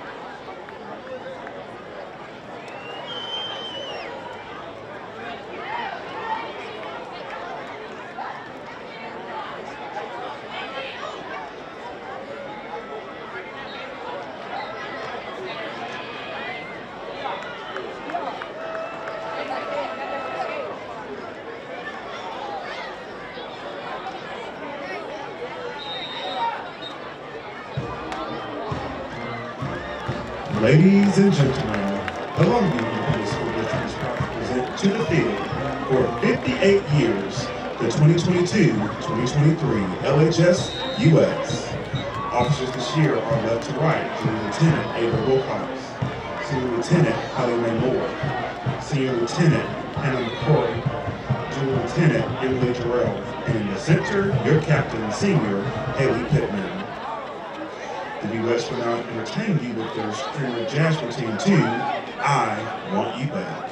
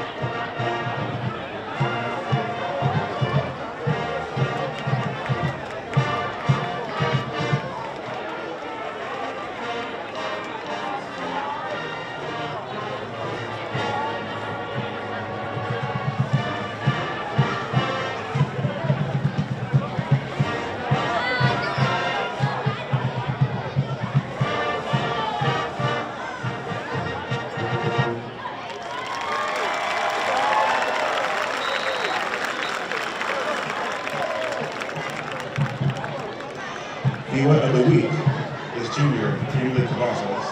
Spirit Girl of the Week is Senior Alicia Allen. Teachers of the Week are the Lobo Band Directors. We also like to congratulate the Big Green Marching Machine on the 73rd consecutive Division I rating. U.S. under the direction of Mrs. Debbie McGowan and assisted by Mrs. Meg Lawrence. And now, the 2022 Longview High School Majorettes will perform a dance tour routine to Blinding Lights.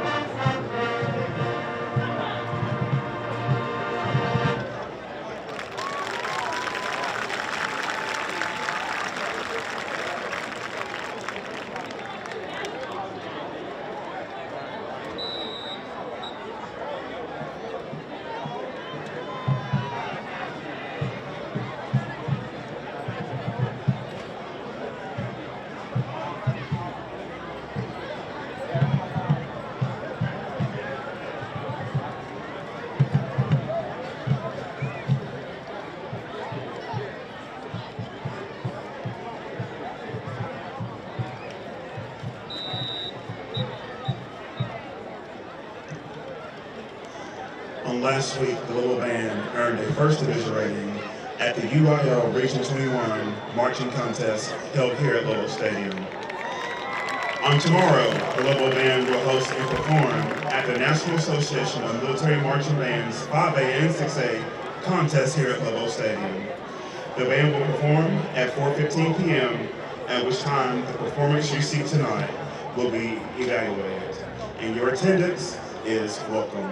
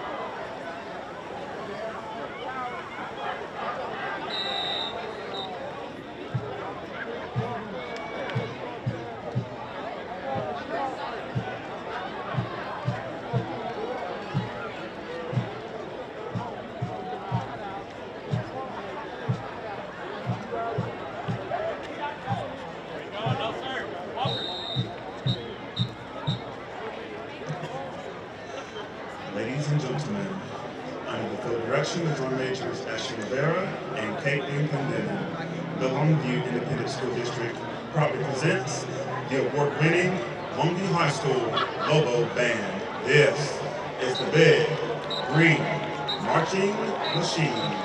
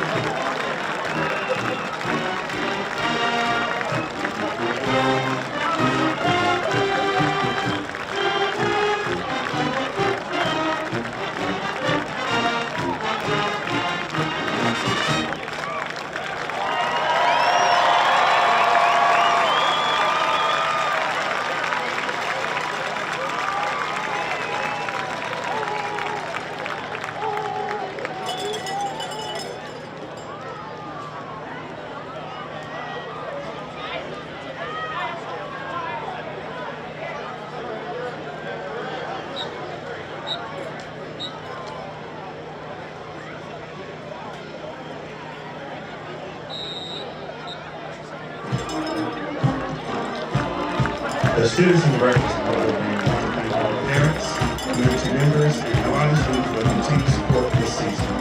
We would also like to thank our sponsors for this year: ABC Auto Parts, Eastman Credit Union, Easy to Home and Auto Loans, JBL Unified Precision Machine, West Office Outfitters, O'Reilly Farm and Don's Restaurants, Peter Chevrolet, Buick Chrysler Jeep, Dodge Ram 5 and of Longview, Sloan Fern, and Story and Cooper LLP.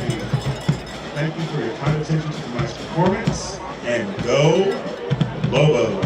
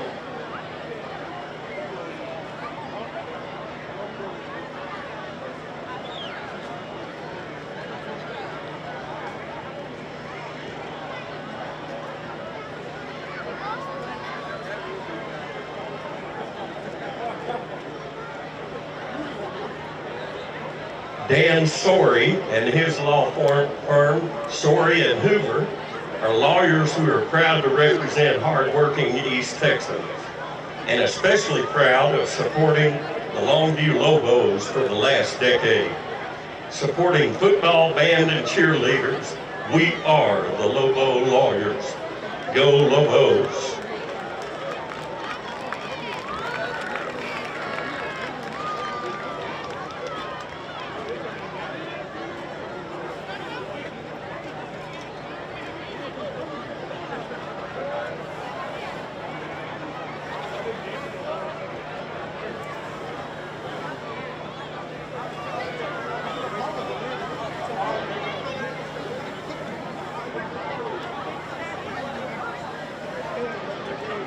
We would like to draw your attention to the field where our game sponsor, Super One, is here to present Coach Johnny Hamilton with a check for $4,000. This great donation will go to purchasing meals for our Lobos and athletic staff.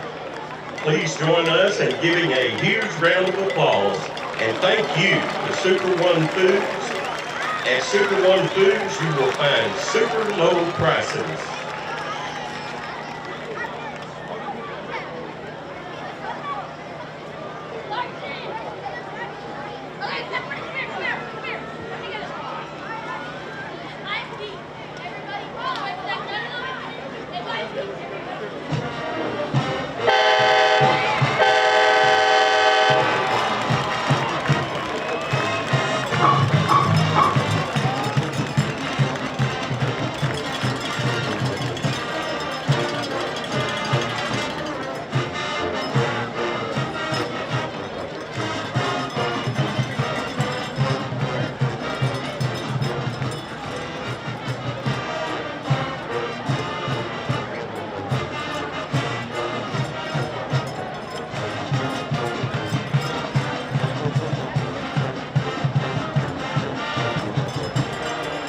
The U.S. would like to thank everyone for participating in their annual raffle. All winners will be contacted by the U.S. on how to pick up their prizes. Congratulations to the following: Lisa Soderquist, winner of the License to Grill package. Margie Turner, winner of the Relax and Renew Spa package. Casey Bailey, winner of the Chick-fil-A for a year. And Roger Crittenden, winner of the Taco Bout a Party package.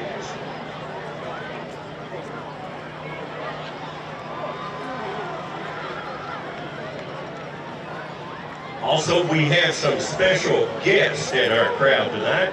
The class of 1978 is here tonight. Where are you, class of 78? They are here to celebrate their 45th reunion. And also, the Mary C. Womack class of 1970, the last graduating class of Mary C. Womack High School, is here to celebrate their 53rd class reunion. Mary C. Womack, class of 1970, congratulations and welcome. All right, well, let's get you ready for a second half of some football. Longview with a 28-7 lead. Chuck Zach and Tony Kirk along with you here on Longview Game Day. That's about as all Lobos as you're going to get. 15 first downs for the Lobos in that first half to 10 for the Bulldogs of McKinney North. Longview had 17 carries, 128 yards rushing, 56 for McKinney North, 162 yards passing. That's 290 total yards for Longview, 150 yards passing for McKinney North. Their total offense in the first half, 206 yards. The only turnover of the game really was probably one of the biggest plays of the game. Long run and fumble by star tailback Jaden Walker. Lobos recovered at their own 1-yard line, went on a 99-yard drive, and took what could have been a 14-7 deficit and turned it into a 14-7 lead, and they have not looked back. Yeah, it was a strange play on a 4th and 1. They broke a big play, got into the red zone. Ball pops out, rolls towards the goal line. Lobos finally fall on it on the 1-yard line, gain possession, and then go 99 yards to take a lead. Jordan Allen, 7 of 12, 162 yards and a couple of touchdowns. Colin Hitchcock on the other side, 11 of 15, 150 yards and 1 score. For the Lobos, Jalen Hale, 4 catches, 109 yards and 2 scores. DK Reese had 3 for 53 yards. On the other side for the Bulldogs, Corbin Hendricks had 2 catches for 61 in the score. That's the only touchdown that McKinney's come up with. So they're going to kick off to start this second half.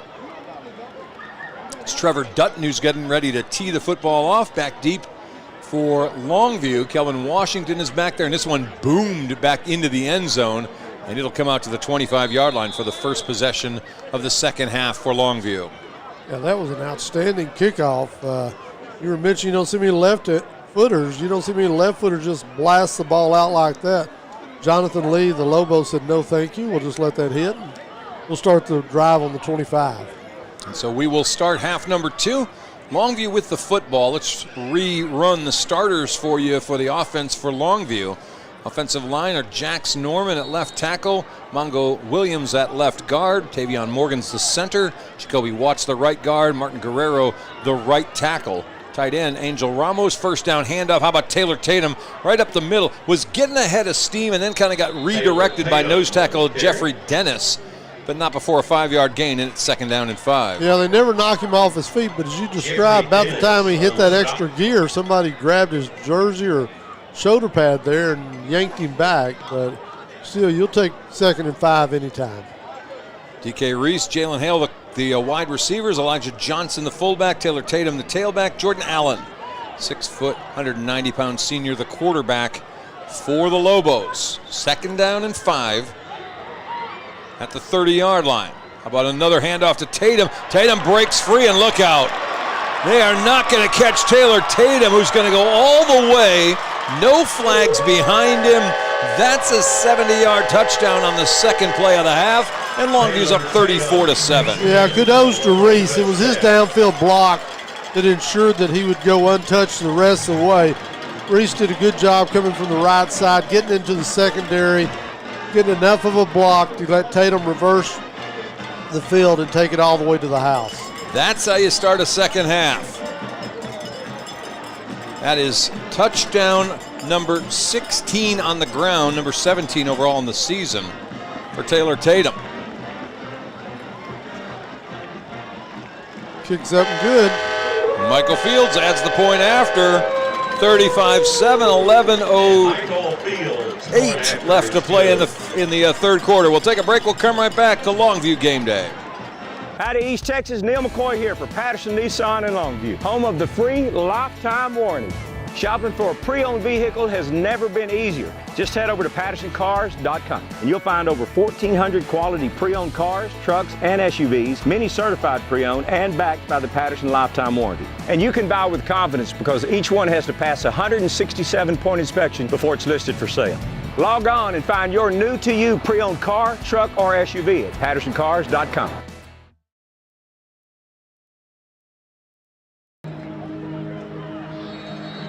Well, that was an easy drive to record. How about 2 plays, 75 yards, topped off by a 70-yard touchdown run for Taylor Tatum. And the Lobos increased the lead to 4 scores. And nothing doing on the kick return. Boy, the Lobos' kick coverage has been so outstanding almost all season long. They have just been unwilling to give up the 20-yard line. That was Taylor Offord on the return. And it'll be shy of the 20 at about the 18, where it'll be first down and 10, 11 minutes left to play in this third quarter. Well, they've got the kind of kick coverage team. Not only do they do a great job of covering the field, bringing the return man down, they set the tone for the whole defensive series with the way they're able to just kind of bully you with their kick coverage. All right, so first down, Colin Hitchcock, the quarterback, play action pass, going back to the middle of the field. They've done that a few times. This time a little bit high for the intended target, Gavin Constantine, and it's second down and 10. You talked about Constantine in the first half, kind of their Swiss Army knife. They play him all over. He got a little beat up last week, but he's been a contributor tonight. Second down and 10. Lobos bringing some pressure. Low snap. Can't quite hold on to Hitchcock, who just throws that ball out of bounds to save the yardage. And it's going to be third and 10. Yeah, that's not one that you show the scouts, but it does show off your arm strength that time. Hitchcock was under duress, basically running away from the defender, and he just kind of over his shoulder threw that thing, knowing that it had to cross the line of scrimmage, and it did so. Jaden Walker's number 26. He's the tailback, comes in leading the conference, 1,540 yards, and 13 touchdowns. Back to pass. Hitchcock again. Middle of the field's Markowitz, the big tight end. He's got to go forward to the 28-yard line, and he's going to be about, well, almost right on the spot, and they're going to wave him forward for the first down.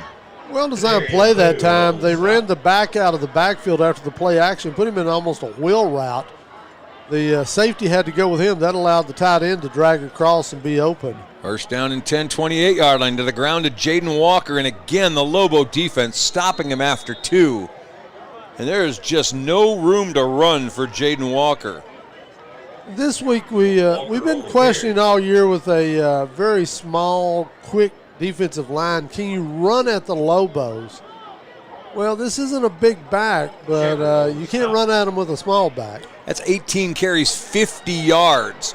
Trying to go wide this time, and he started to fight off the first defender, but he couldn't get away from the second as Zarius Shepard got there to finish the thing up. He and Tadarian Boone combined on that tackle at the 31-yard line and make it the 33-yard line. Now it's third down. Yeah, Jaden Walker figured out in the first half you can't really go between the tackles, and when you try to go side to side, the speed is just too much.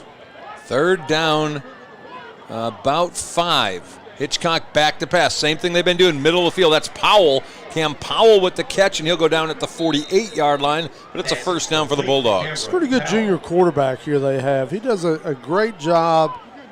He's got the ability to throw over the line because of his height, and he's probably underappreciated because the back gets so much of the attention.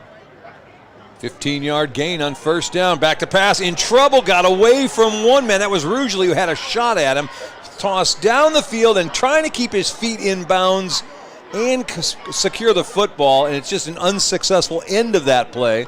And so the pass is incomplete, and it's second down. But I'll tell you what, Longview all over Hitchcock as he went back to pass that time. Hendricks was the intended target. But he still almost made that a catchable pass. It would have taken an outstanding effort on the receiver's end, but Hitchcock was fully under duress, shed one would-be sacker, and then got an opportunity to try to get the ball downfield. Jordan Wright comes in for Zarius Shepard. A little room up the middle. There's the best run for Walker, the 25 and down to the 21-yard line. Run down from behind by Jaden Simmons, but it'll be a first down for McKinney at the 20-yard line. Yeah, similar to a play he had against Lancaster, and anybody else in district other than Lancaster and Longview, that goes to the house. Jaden Simmons on the stop. Best run in a long time since the first quarter for Jaden Walker.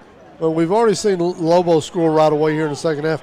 We always call these coaches' drives. Both teams have had an opportunity to go to halftime, make some adjustments. 20 carries, 85 yards. Handoff again, not much. 19-yard line as Tadarian Boone puts the hit. Tell you what, they've gone big on the defensive line at times. In particular, they've run number 78 in there. That's Pulte, Eaton Pulte. Yeah, Pulte's a big boy. Trying to eat up some space. Hitchcock back to pass. His intended target's double covered. He's going to have to throw sideline, and that'll be incomplete. And it brings up third down. And that's one that doesn't show up in statistics, but really good play that time by Hitchcock. He got himself some time by getting outside of the pass rush and put the ball where only his guy could catch it. Came in a little hot. His guy wasn't able to hold on to it, but for a moment there, it looked like Longview could jump the route, but it was just too good a pass, put in a position where the defender never had a shot at it. Simmons on the coverage over there. Third down and 8. Low snap. Hitchcock keeping it, aloft it toward the back of the end zone and a little too high for Constantine. In fact, for the field of play itself, and now it's fourth down. Yeah, that one, he just had a little bit of a window. He tried to drop that dime in there and just wasn't able to do so. All right, you're down 35-7. It's fourth down and 8. You're going for it. I'm going to say, I don't think there's much question about what your choices are because you don't really have any. Unless you're just trying to get your kicker some stats, you're going to go for this. Markowitz will be like an H-back, a lead fullback type, if you will. They've got two receivers near side. Hitchcock back. He's looking for Walker. They're trying to set up pass in the middle, and there's Boone. Tadarian Boone just blows the play up and separates Walker from the ball, and the Lobos will take over at the 28-yard line. Yeah, it really started with a delayed rush that time. Looked like that was 32 that came in there for the Lobos. That's Brooks, who came late, and he had a wide open path and was able to force him to release it a hair earlier than I think he wanted to. We'll correct that, not the 28, but the 18-yard line. So it's first down, Longview, 7:56 to play, third quarter. Turnover on downs for the Bulldogs, and back to the ground go Longview. Handoff to Tatum, and that play just doesn't do much of anything. No, this will probably be Tatum's last drive, particularly if they score on this drive. He may not get any more touches tonight. He and Hale both may give way to some backups. Typically, John King, even in these blowouts, likes to get his offensive personnel some looks in the second half. He likes to see some execution. It was Zion Carter with the tackle. Into the game comes Freddie Hawkins. He's number 7. He's going to split out far side of the field. Tatum empties the backfield, and we got a flag down. Somebody moved a minute early. And that's from the umpire. Sometimes it's the false start. Now moving back 5 yards will make it second down 13. I didn't quite get the number. It's 71. Sometimes when the umpire throws, it's the center picks the ball up. That's who it was. It was Tavion Morgan. Yeah, that's if you get that flag from the umpire, he's keying on that center, and if he does a little bobble or picks that ball up, puts it back down, that's where the flag comes from. So Hawkins out, back into the game, 44, Angel Ramos. He's the man in motion. Allen back to pass. This little tunnel pass to Taylor Tatum. Boy, it makes a great move. Puts on the jet, spins out of a couple of tackles, and goes across the 30 to the 33-yard line. There's a bunch of individual effort for Taylor Tatum. Well, he showed several of his tricks that time. He spins. He can drop a shoulder on you. He does it with a burst. All of that came into play on that one run. That's why he's got more than 20 offers to Division I colleges. Did he pick up Stanford this week? I don't know, but they're not run-of-the-mill colleges. They're big-time programs. 18-yard gain on the pass and catch. Elijah Johnson gets the handoff. Been a quiet game for Elijah so far, but he picks up 4, and it's 2nd down and 6. Yeah, if you weren't with us earlier in the year, particularly some of the early non-district ball games, Elijah got a lot of touches. They were going very easy on Taylor Tatum's workload. Kept both of them out a week ago, but Elijah got a lot of touches early, looks very good, particularly when they're in this spread formation and in the gun. And the point of this drive is let's run this clock in this third quarter. 35-7 the lead. 5:45 left to play. Another one to Johnson, who gets a little crease and a first down as he goes into the 46-yard line. Pickup of 9. Yeah, that's the formation we were talking about, is when they're in that shotgun formation, he's the lone back. He's back there because, A, he can block if need be. B, he's a really good receiver out in the flat. And then he can run the ball awful well. All right, first down 10, 46-yard line. Cedric Mitchell had been in the game. He checks out real quickly. And Taylor Tatum's back in there at the deep eye back. Fake it to him. Deep is Hale. He's got a ball coming his way. Caught at the 15 and to the house. He'll take it. Jalen Hale with his 3rd touchdown reception of the day. That one from 54 yards away, and the Lobos go up 41-7. Textbook play action pass. They've got the run set in, fullback, I-back, fake the handoff, safety bats. No way a corner should be out there all by himself with Jalen Hale in the middle of the field. That tells you the safety came up and they paid the price. 5 catches, 163 yards, 3 touchdowns for Mr. Hale. Michael Fields on for the point after try. Kick is on the way. It's 42-7 with 4:58 left to play in the third quarter. We'll take a break. We'll come right back to Longview Game Day. Injuries aren't planned, and here at Longview Orthopedic, we're going to work together with patients to try to attain the best outcome possible for them. We have the ability to treat all injuries for all patients and athletes of all ages. One thing I want patients to understand is that, I've been in their situation. I played football at Texas A&M University, played offensive line, I was a guard, and being an athlete, suffering injuries, and having that passion to get back on the field gave me a really good perspective on the other side of the line as a treating physician now here at the Longview Orthopedic Clinic.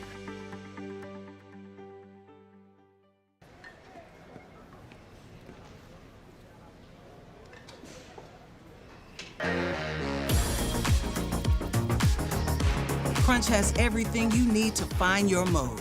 Come check out Crunch Fitness with a free guest pass. Jordan Allen, 9 of 14, 234 yards and 3 touchdowns in this game.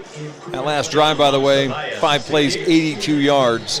Results the 54-yard touchdown pass to Jalen Hale. And other than Jordan Allen, some of those skill position people may not get back on the field for the Lobos. Let's see what this drive gets them. This drive may change the minds of somebody.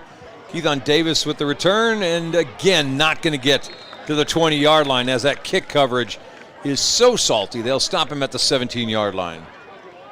Yeah, and unfortunately for McKinney North, that means poor field position once again to try to get something going. They trail 42-7. Had a decent drive to start this half.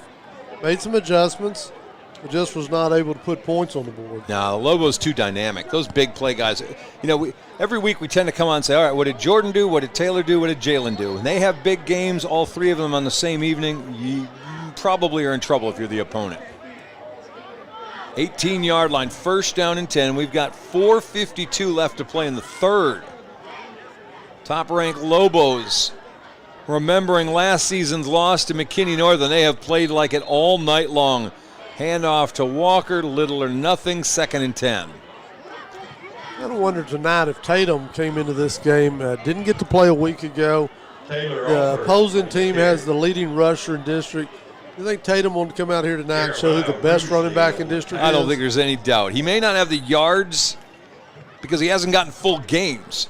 This pass out to the flat, that one's caught by Powell, and they're there in a hurry. Oh, my goodness.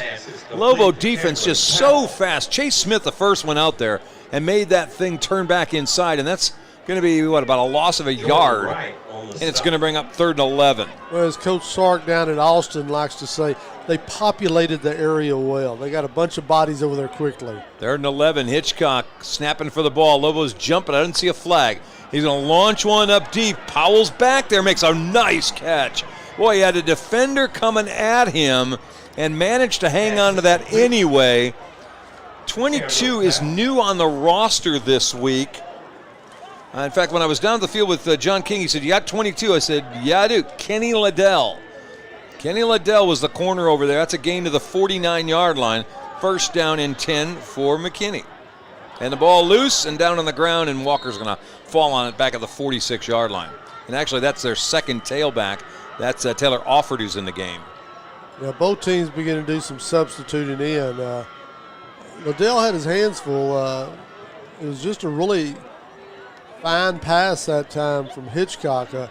Hitchcock's just a junior. I got to think somebody's going to want to see if he can play at the next level. 2nd down and 14. Hitchcock with the handoff. That's Offord, and he's tackled open field. Again, there's Liddell with the tackle. He got back the penalty yardage, and it brings up 3rd down rather, and 10. Offord, the backup running back, just a junior. Timothy Hutchins on the tackle. Of course, Walker, who starts in front of him, is a junior as well. So Lobo fans will get to see several of these better players, McKinney North, again next year at their place. 3rd down and 10, 49 of Longview. Boone showing blitz and said backs out. Hitchcock back to pass, throws it far side. Caught over there, that's Hendricks. He'll have a 1st down as he's dumped at the 36-yard line. Hendricks, who has the only score of the night for the Bulldogs, that time broke it off. A lot of cushion being given to him by Simmons over there. They're not wanting to give up the big play. 2:20 left in the quarter. 1st down, 10, 36-yard line. To the ground to Offord, and nothing.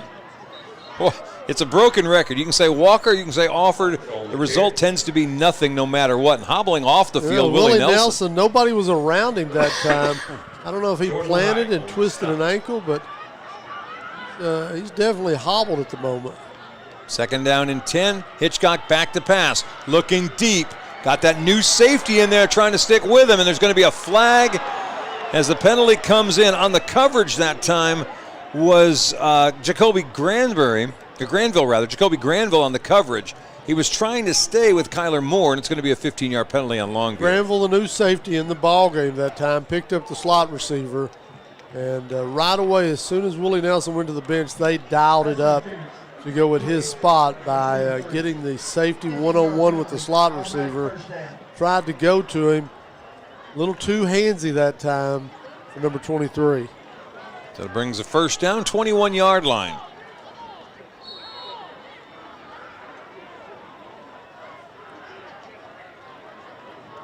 Hitchcock back to pass, throws that one wide to Hendricks. It'll be 2nd down and 10. Yeah, that was not one of his better passes this evening. He had an open receiver over there in the flat, and that's the type of yardage on 1st down you need against this Longview defense, and now you're 2nd and 10. Granville stays out there. I'm looking for Willie, and there is a trainer looking at it. It looks like his left ankle. Willie looks relaxed, but he's not, rolling around in pain or anything. No. 2nd down, handoff to Offord, trying to bust this one outside, then back in, and nothing doing. Let's bring up 3rd down and 10. Yeah, I'm a little surprised. I don't remember Walker getting injured or shaken up, but obvious drop-off between he and Offord here. Well, they may be in the same boat of looking at this saying it's over, 42-7. Why waste my tailback on this game when I will need some wins down the road? Yeah, Willie looks fine. He's up, moving around. Play action. Hitchcock, middle of the field, in some trouble. He's grabbed. Let's go with it. Markowitz is there for the catch, but it's a loss of 4 back to the 25-yard line, and now it's 4th down and 14. Yeah, if Markowitz had a little awareness, he'd probably just let that thing go to the ground, bounce off of him. You got 4th and 13, still not needing 3 points. You need all the points you can get, so they're going to go for it. Clock under 1 minute left in this 4th quarter. 50 seconds and counting. 4th down, they've got to get to the 11. Actually have a full 15 to go for here. Play clock still lots of time. They got 15 on the play clock as Hitchcock's looking over to his head coach. Yeah, they purposely come to the line and show like they're about to run a play to keep Longview from substituting in. With 3 seconds, they'll snap the ball. Hitchcock back to pass. Got a pocket. Ball intercepted. Picked off by Chase Smith inside the 10. He'll take it back to the 10-yard line. And the Lobos defense rises up again and gets the ball away from the Bulldogs with 19 seconds left to play in the third quarter. Chase did a great job that time, backed into the coverage. I mentioned the Longhorns earlier. They can't stop a slant pattern because they don't have safeties that can either get into the coverage or whatever. That little slant across the middle, safety read it right away, stepped in, got the interception. All right, first down Longview at the 10 for Chase Smith. That interception, his first of the season. A little surprise, looks like Tatum's back out there along with Johnson. Yep. On first down, we'll fake the handoff. Look out, little go and stop route pass, a little short for Hale. He was trying to drive that cornerback with him deep. That was David Walker, and then break that off for a little out, but Jordan was a little short on the pass, and so it's 2nd and 10. Yeah, we've seen this before. They continue to want to let the quarterback work on plays just like that. That's a timing pattern. You want to be able to perfect that. Really no place you can practice that timing except out here on the playing field in a live game action. Blair Williams coming in as Jacoby Watts takes himself out. 13 seconds left to play. Watts having some equipment problems. Yeah, a helmet issue. They got to try to get that fixed. So while he's getting that fixed, in comes number 67, Blair Williams. 2nd down, handoff. Elijah Johnson. Boy, made a great couple of stutter moves, and maybe if you hit the gas a little harder, he has a first down. He may still have it at the 20-yard line. Yeah, Elijah showed he was going to go out for a little quick toss and then cut back on the handoff and showed a little hip move there, showed him the shake as the quarter ends and gets first down. All right, well, that'll end the quarter. How about Longview continuing to score 2 touchdowns a quarter, 42-7 the score. We'll come back for the 4th here on Game Day. At Godarzi and Young, we take things more seriously. Every case that's handled at our office is handled by a team. That work and dedication has caused our office to recover more record verdicts and settlements than any other law firm in Northeast Texas. It is our obligation to make sure our client has the financial backings and the manpower to be successful. We are exactly who we say we are. We're trial lawyers who've gotten results year in, year out. Howdy, East Texas. Neil McCoy here for Patterson Nissan in Longview, home of the free lifetime warranty. Shopping for a pre-owned vehicle has never been easier. Just head over to PattersonCars.com and you'll find over 1,400 quality pre-owned cars, trucks, and SUVs, many certified pre-owned and backed by the Patterson Lifetime Warranty. And you can buy with confidence because each one has to pass a 167-point inspection before it's listed for sale. Log on and find your new-to-you pre-owned car, truck, or SUV at PattersonCars.com. All right, we welcome you back for the 4th quarter. 42-7 the score. Chuck, Zach, Tony Kirk along with you. We haven't taken a roll call for you folks on Facebook and YouTube. How about we do it now? And here's what I want today. Who's your favorite of the current Longview Lobos that's on the field tonight? Give us your guy that you're watching as you're tuning in tonight. First down Lobos as Jordan Allen goes back to pass. Looking at Hale. Hale comes back for that ball, makes the catch, stays in bounds and still going and down at the 48, 49-yard line. Vintage Hale, he adjusts so well when the ball's in the air. We've seen him earlier in this game go get a ball that looked like it was overthrown. That time it was underthrown, but he makes that adjustment, helps that quarterback out. And there's a piece of laundry all the way back at the 20-yard line. Yeah, it looks like man downfield. Yeah. I think that maybe Tavion Morgan was of the belief that his quarterback was about to take off running. And instead, Jordan pulled it up and threw that back shoulder pass to Jalen Hale, and it's they're going to wipe that play out, unfortunately. Maybe he thought he was Sandlot and he could get out in the middle of the field and get open. You think so? I think that's what happened? Anybody who played center in Sandlot knows you snap, freeze for a minute, and then take off trying to get open. Well, either way, it's a 5-yard penalty. They'll mark the ball back to the 15-yard line. So 1st and 15 now for Longview. As they will go to the ground. Taylor Tatum with the handoff, spins out of a tackle and gets a yard or two to the 16, maybe the 17-yard line. Tatum still getting work. Looks like the equipment problem that was having to be dealt with as the offensive lineman comes back in after getting his helmet fixed. All right, well, we'll keep the clock rolling here. 11 minutes just about left in this one. Who we got next week? Who we got next week? We got Longview next week. What do you mean who we got? We're going to be at Tyler next week. That's what I thought. Cujo next week. Yeah. Allen back to pass. All kinds of pressure. Ducks under a potential sack. Still going forward to the 20. And it's going to bring up 3rd down and 10.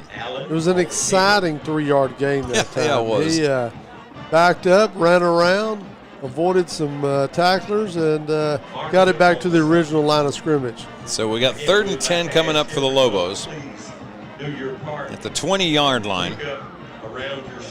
We're 10.5 minutes left in this one. Game number 8. Longview looking to go to 8-0 on the season.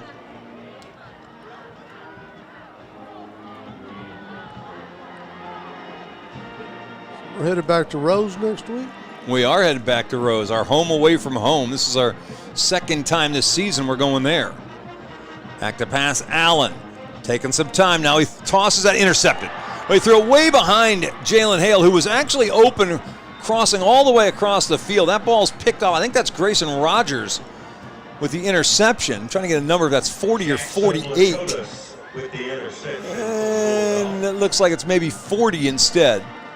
On the replay, yep, that's number 40 who gets that ball instead. That is Jackson Lakotis with the interception. And he'll return it to the 20-yard line. Jordan Allen's made some great throws tonight. That wasn't one of them. He'd like to have that in back. Yeah, he missed Hale by a good 2-3 yards behind him. Bulldogs come out, still looking for their 2nd score of the night. They've got 1st down 10 at the 20-yard line. First turnover tonight for the Lobos. Hitchcock handing off to Offord, and again, just nothing doing. That defense just does not care. We're coming to get you. We don't like you, and you're going down.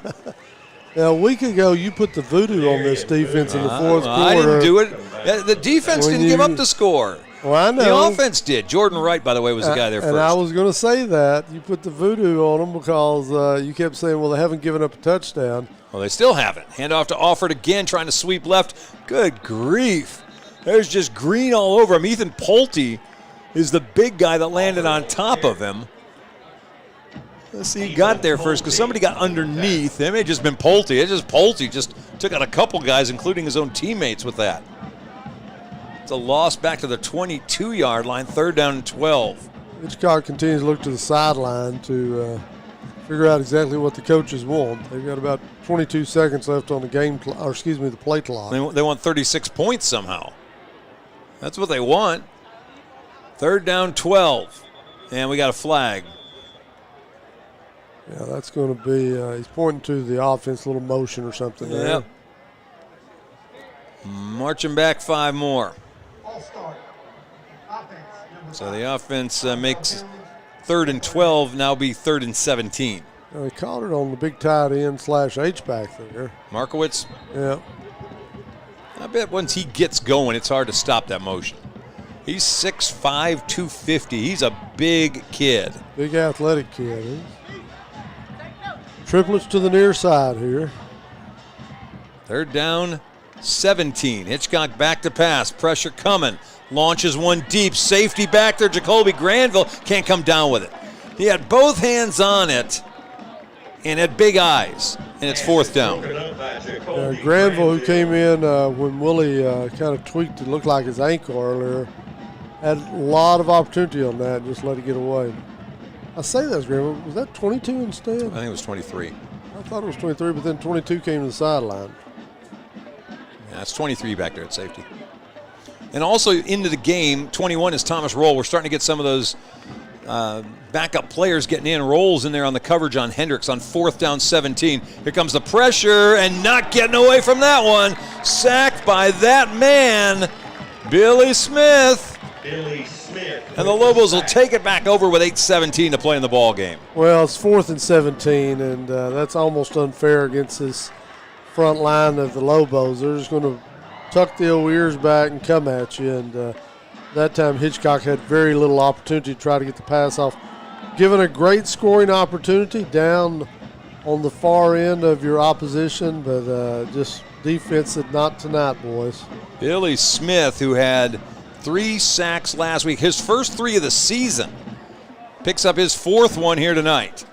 And it's first down Lobos at the 35-yard line. Again, 8:17 left to play in this ball game. 42-7. Handoff on first down, Kelvin Washington trying to get away and cannot. And it was unfortunate that time for Jax Norman. He had 2 guys to block, and they kind of split him. That was Justin Zeb and Zion Carter, and they got Boozy back for a loss of 1.5 yards. Washington comes in to close this one out for the Lobos. Steverson and a couple others will probably get some touches as well late. They typically rotate the backs in at this point of the ball game. All right, second down and 12. Each of these backup running backs tend to play very hard when they get the opportunity. Freddie Hawkins splitting out near side. Far side is Ethan Harrison, who's in the game, number 17. Back to pass Allen, and somebody was on the wrong page. Either Hawkins didn't break that pass off soon enough, and that's kind of what Jordan's kind of saying to him coming back to the huddle, like, hey, you're supposed to read that and break it off. Well, Hawkins is a guy they'd like to get some touches for. He's not a starter, but he's a guy that gets a lot of playing time, and they'd like to be able to get him involved in the offense more. He leads the district in yards per catch, 9 receptions, 154 yards. This is Allen all the way straight ahead to the 39-yard line. And it brings up 4th down. That may be Jordan's last touch of the night. As it's 42-7, 7:18 left. It may be time for Tut to get in there on the next series. 42-7 the score. Again, we're going to be in Tyler next week, and then back home, season finale for the regular season. West Mesquite coming in on November the 4th. Wranglers, who are having a tough season. Punting time. This one lofted high, and fair catch made at the 25-yard line. That's Hendricks making that catch, and that's where the Bulldogs will take over with 6:48 left to play in this football game. Tut and Curry both there to encourage him that the fair catch was the best ideal. Yes. We're right here. We see you. Let's not have a collision. Oh, what a night for the Lobos. They picked up 20 first downs, 237 rushing yards, 234 passing yards. That's about as balanced as you can get it. It's a shame they couldn't be a little more balanced there. But 471 in offense tonight with still about a half a quarter left to play. First down, Hitchcock back to pass. Wow. Not anything on any side of the field is being non-contested. On the coverage that time, DeAndre Drish, who's checked into the game, he basically blows that thing up after a 1.5 yard, 2-yard gain. Well, one of the reasons they hadn't given up a fourth quarter score till last week is because these kids that come in on the defense in relief, they play hard as well. Back to the ground, and Walker's checked back into the game, and he goes for about 8 out to the 33-yard line. It's a matter of pride for them, and it's also a matter they want to impress those coaches. Well, you want playing time. Javion Robinson on attack.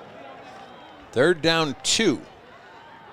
Is Walker, who basically took the last 2 series out of the game, getting back in here now. So kind of that thought about, all right, well, we're not going to waste our star tailback in garbage time. Instead, they're going to give it to him again. And boy, oh boy, hit in the backfield. He's fumbled the football. Yeah. Lobos say they've got it. Let's see if anybody with a striped shirt agrees with him. It looks like it because both teams are bringing in the other side of the ball. Offenses and defenses are swapping sides, and so Longview gets it. Yeah, I think it may have been Brendan Reese, the sophomore linebacker, that came out of there with it, number 34. And it'll be first down Lobos. Stewart checks in, Mekhi Stewart. Let's see who else is out there. Looks like Tut is going to get the opportunity to play here. Well, it was about a 5-yard loss, and then the fumble. And that's kind of the way it's been tonight as Andrew Tut checks in for the first time this evening. Steverson's in the backfield with him. First down, handoff up the middle. There's Randavian Steverson across the 20 to the 19 for a 9-yard gain on first down. Not able to bring him to the ground, but not quite enough for a first down. And now we're going to get some of those guys who got a lot of time last week are going to get some more tonight. Always good to see your backups to have an opportunity to finish out a ball game. Second down and a yard. Got some new guys split out wide receiver. I'm going to have to do a little look in here. Handoff to Steverson. Oh, boy. A burst up the middle as he goes down to the 6-yard line. Ooh, what a nice run as he goes for 13. Steverson picks up the first down. Straight ahead, he read the hole, was right in front of him, and tooted on the horn, and here comes the freight train. Tell you what, that's an impressive burst to get through there. We're getting some new folks in there. 52, Fernando Longoria. He's in there at offensive line. 27 is Maki Stewart. He's lined up at the farthest out receiver spot. Another handoff to Steverson. Breaks a tackle, breaks another one. Touchdown. 4:33 left to play. It's 48-7. Nothing fancy, just straight ahead running with the running back second unit, and they put more points on the board. He said the first time we saw him, the coaches have said he runs with an attitude. And he really did on that drive. All 3 carries, he was a man who would not be denied. Kick attempt by John Monseveus next. He comes in for the point after try for Michael Fields. Monseveus' kick is up and good. Let's make it 49-7. 4:32 left to play in the game. We'll take a break here on Game Day. Don't fumble when you're looking for your next trailer. At R&J Trailers, we got the hookup. Cargo Mate, Hallmark, Text Line, Diamond C. We've got the inventory selection to get you into the end zone. Snap into savings with R&J Trailers. Don't pass up on the best deals around. R&J Trailers in Longview and online at rnjtrailers.com. We've got the hookup.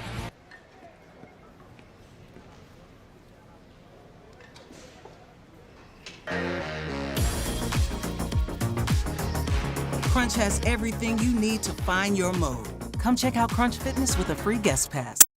All right, welcome back. Longview with the touchdown drive. That was pretty easy one. 3 plays, 28 yards. We'll just call that the 33 drive. Randavian Steverson with all 3 carries, all 28 yards, and the touchdown to bring the score to 49-7. I got corrected on Facebook. Somebody said 4 sacks last week for Billy Smith. I thought that too. We called it that way, but when we got our stat sheet from Longview High School, they had it with 3. So I got to go with their official stat. I thought 4, but we got corrected by them. Well, maybe they were going off the information you gave them last week. Well, no. I said 4 last week. That's what I you're mean. talking about the fans. Yeah, the fan. Oh, I know. I agree. So now can they trust you anymore? No, I'm all for 4. I thought 4 all the way. A kick at the back of the end zone. Monseveus with a pretty impressive kickoff.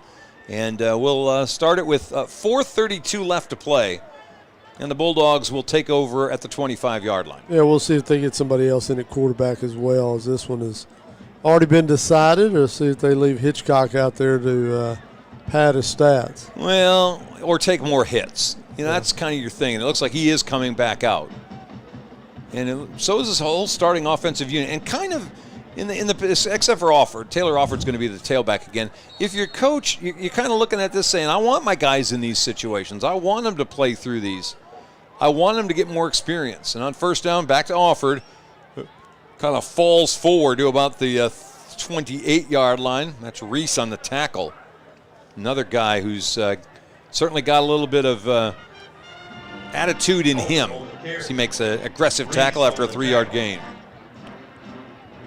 They stay in the gun. They've been in it all night. He has not been under center this evening. Second down, 7. Clock coming up on the 4-minute mark now as we're talking.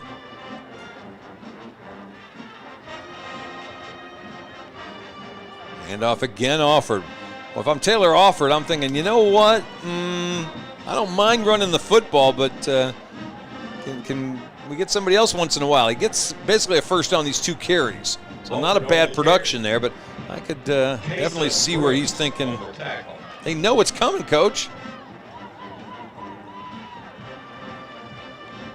Fake it to him this time. Pass out to Hendricks. Makes a catch and a move, and off he goes. 40-yard line and down to the 45. Roll making the tackle. Along with 16 for Longview. That's Drake Mayfield.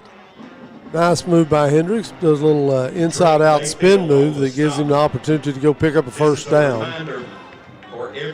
So consecutive first downs and consecutive plays. And we're down to 3:15 to play. 49-7 Longview. About to go to 8-0 on the season. Oh, bad snap. Hitchcock's going to go back to get it, and he'll fall on it. Back at the 35-yard line. They'll lose 10 on that one. Now that's one of those when you dive on that thing, it kind of knocks the air out of you. Hitchcock gets up a little gingerly and just takes his time getting back to set the play up. Second down and 20 coming up now.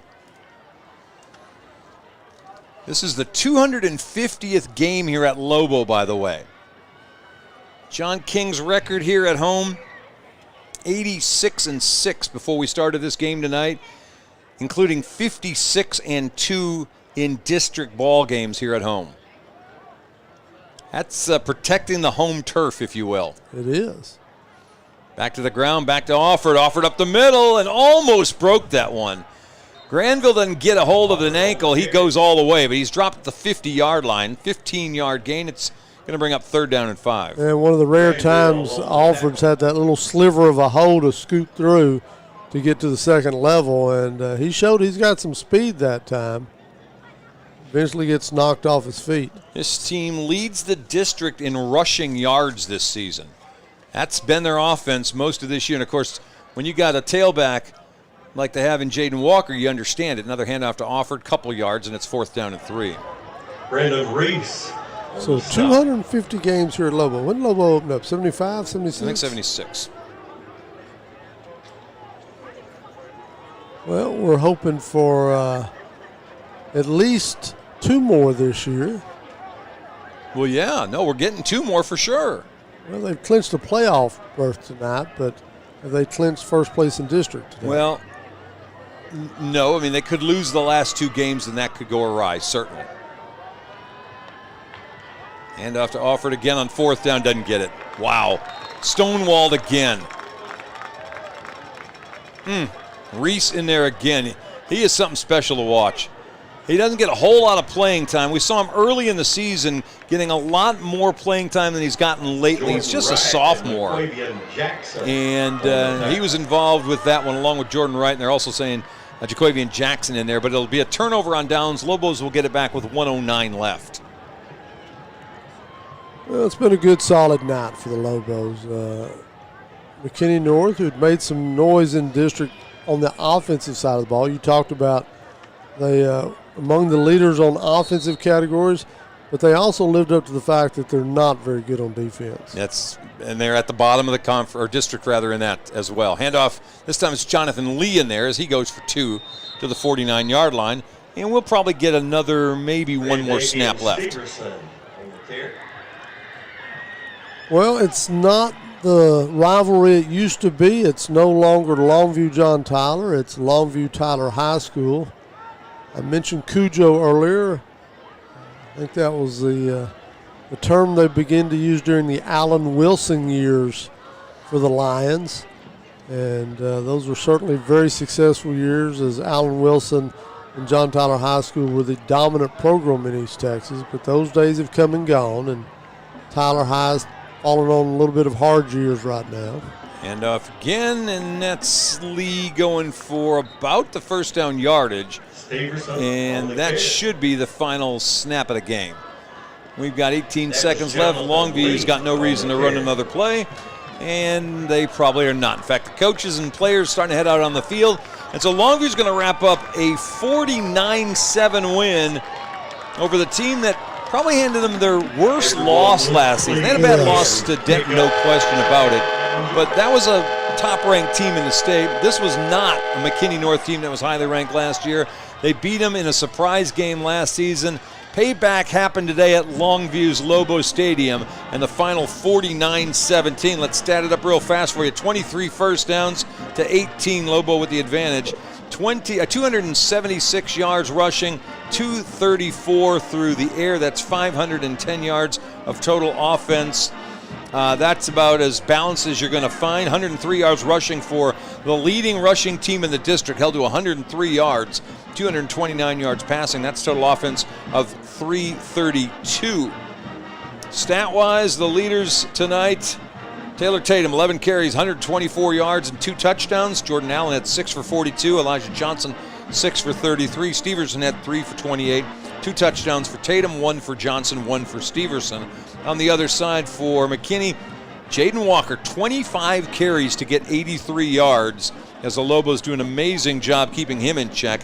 Throwing the football tonight, Jordan Allen, 9 of 17, 234, 3 touchdowns and 1 interception. On the other side, Colin Hitchcock, 19 of 32, 229, 1 touchdown, 1 interception.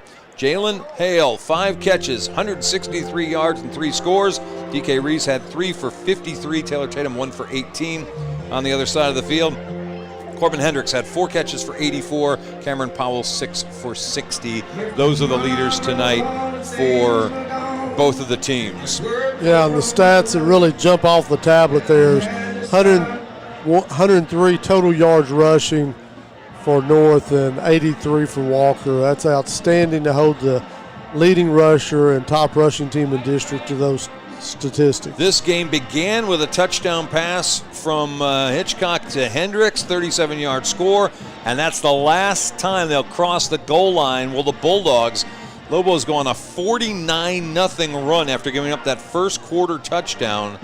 They get 2 touchdowns in this first quarter, 2 Jalen Hale receptions, 2 touchdowns in the second quarter, a Taylor Tatum and Elijah Johnson touchdown, 2 touchdowns in the third quarter, Taylor Tatum a 70-yard run, Jalen Hale a 54-yard pass reception, and the fourth quarter the only score, Brandarian Stevenson, a 6-yard touchdown run to make the final 49-7. Elsewhere in the district, still late, the game's going on. Forney leading North Mesquite 28-7.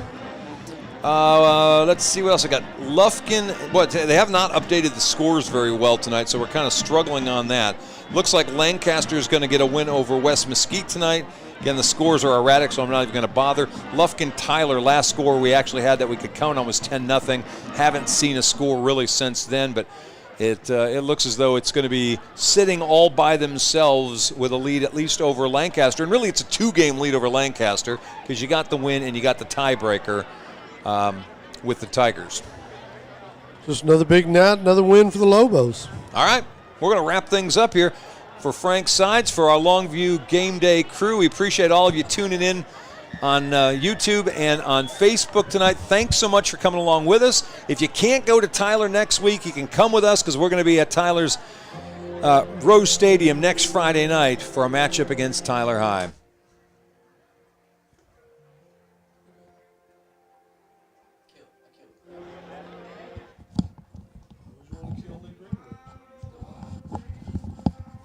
We still have, we have us. We turned off the outside mic.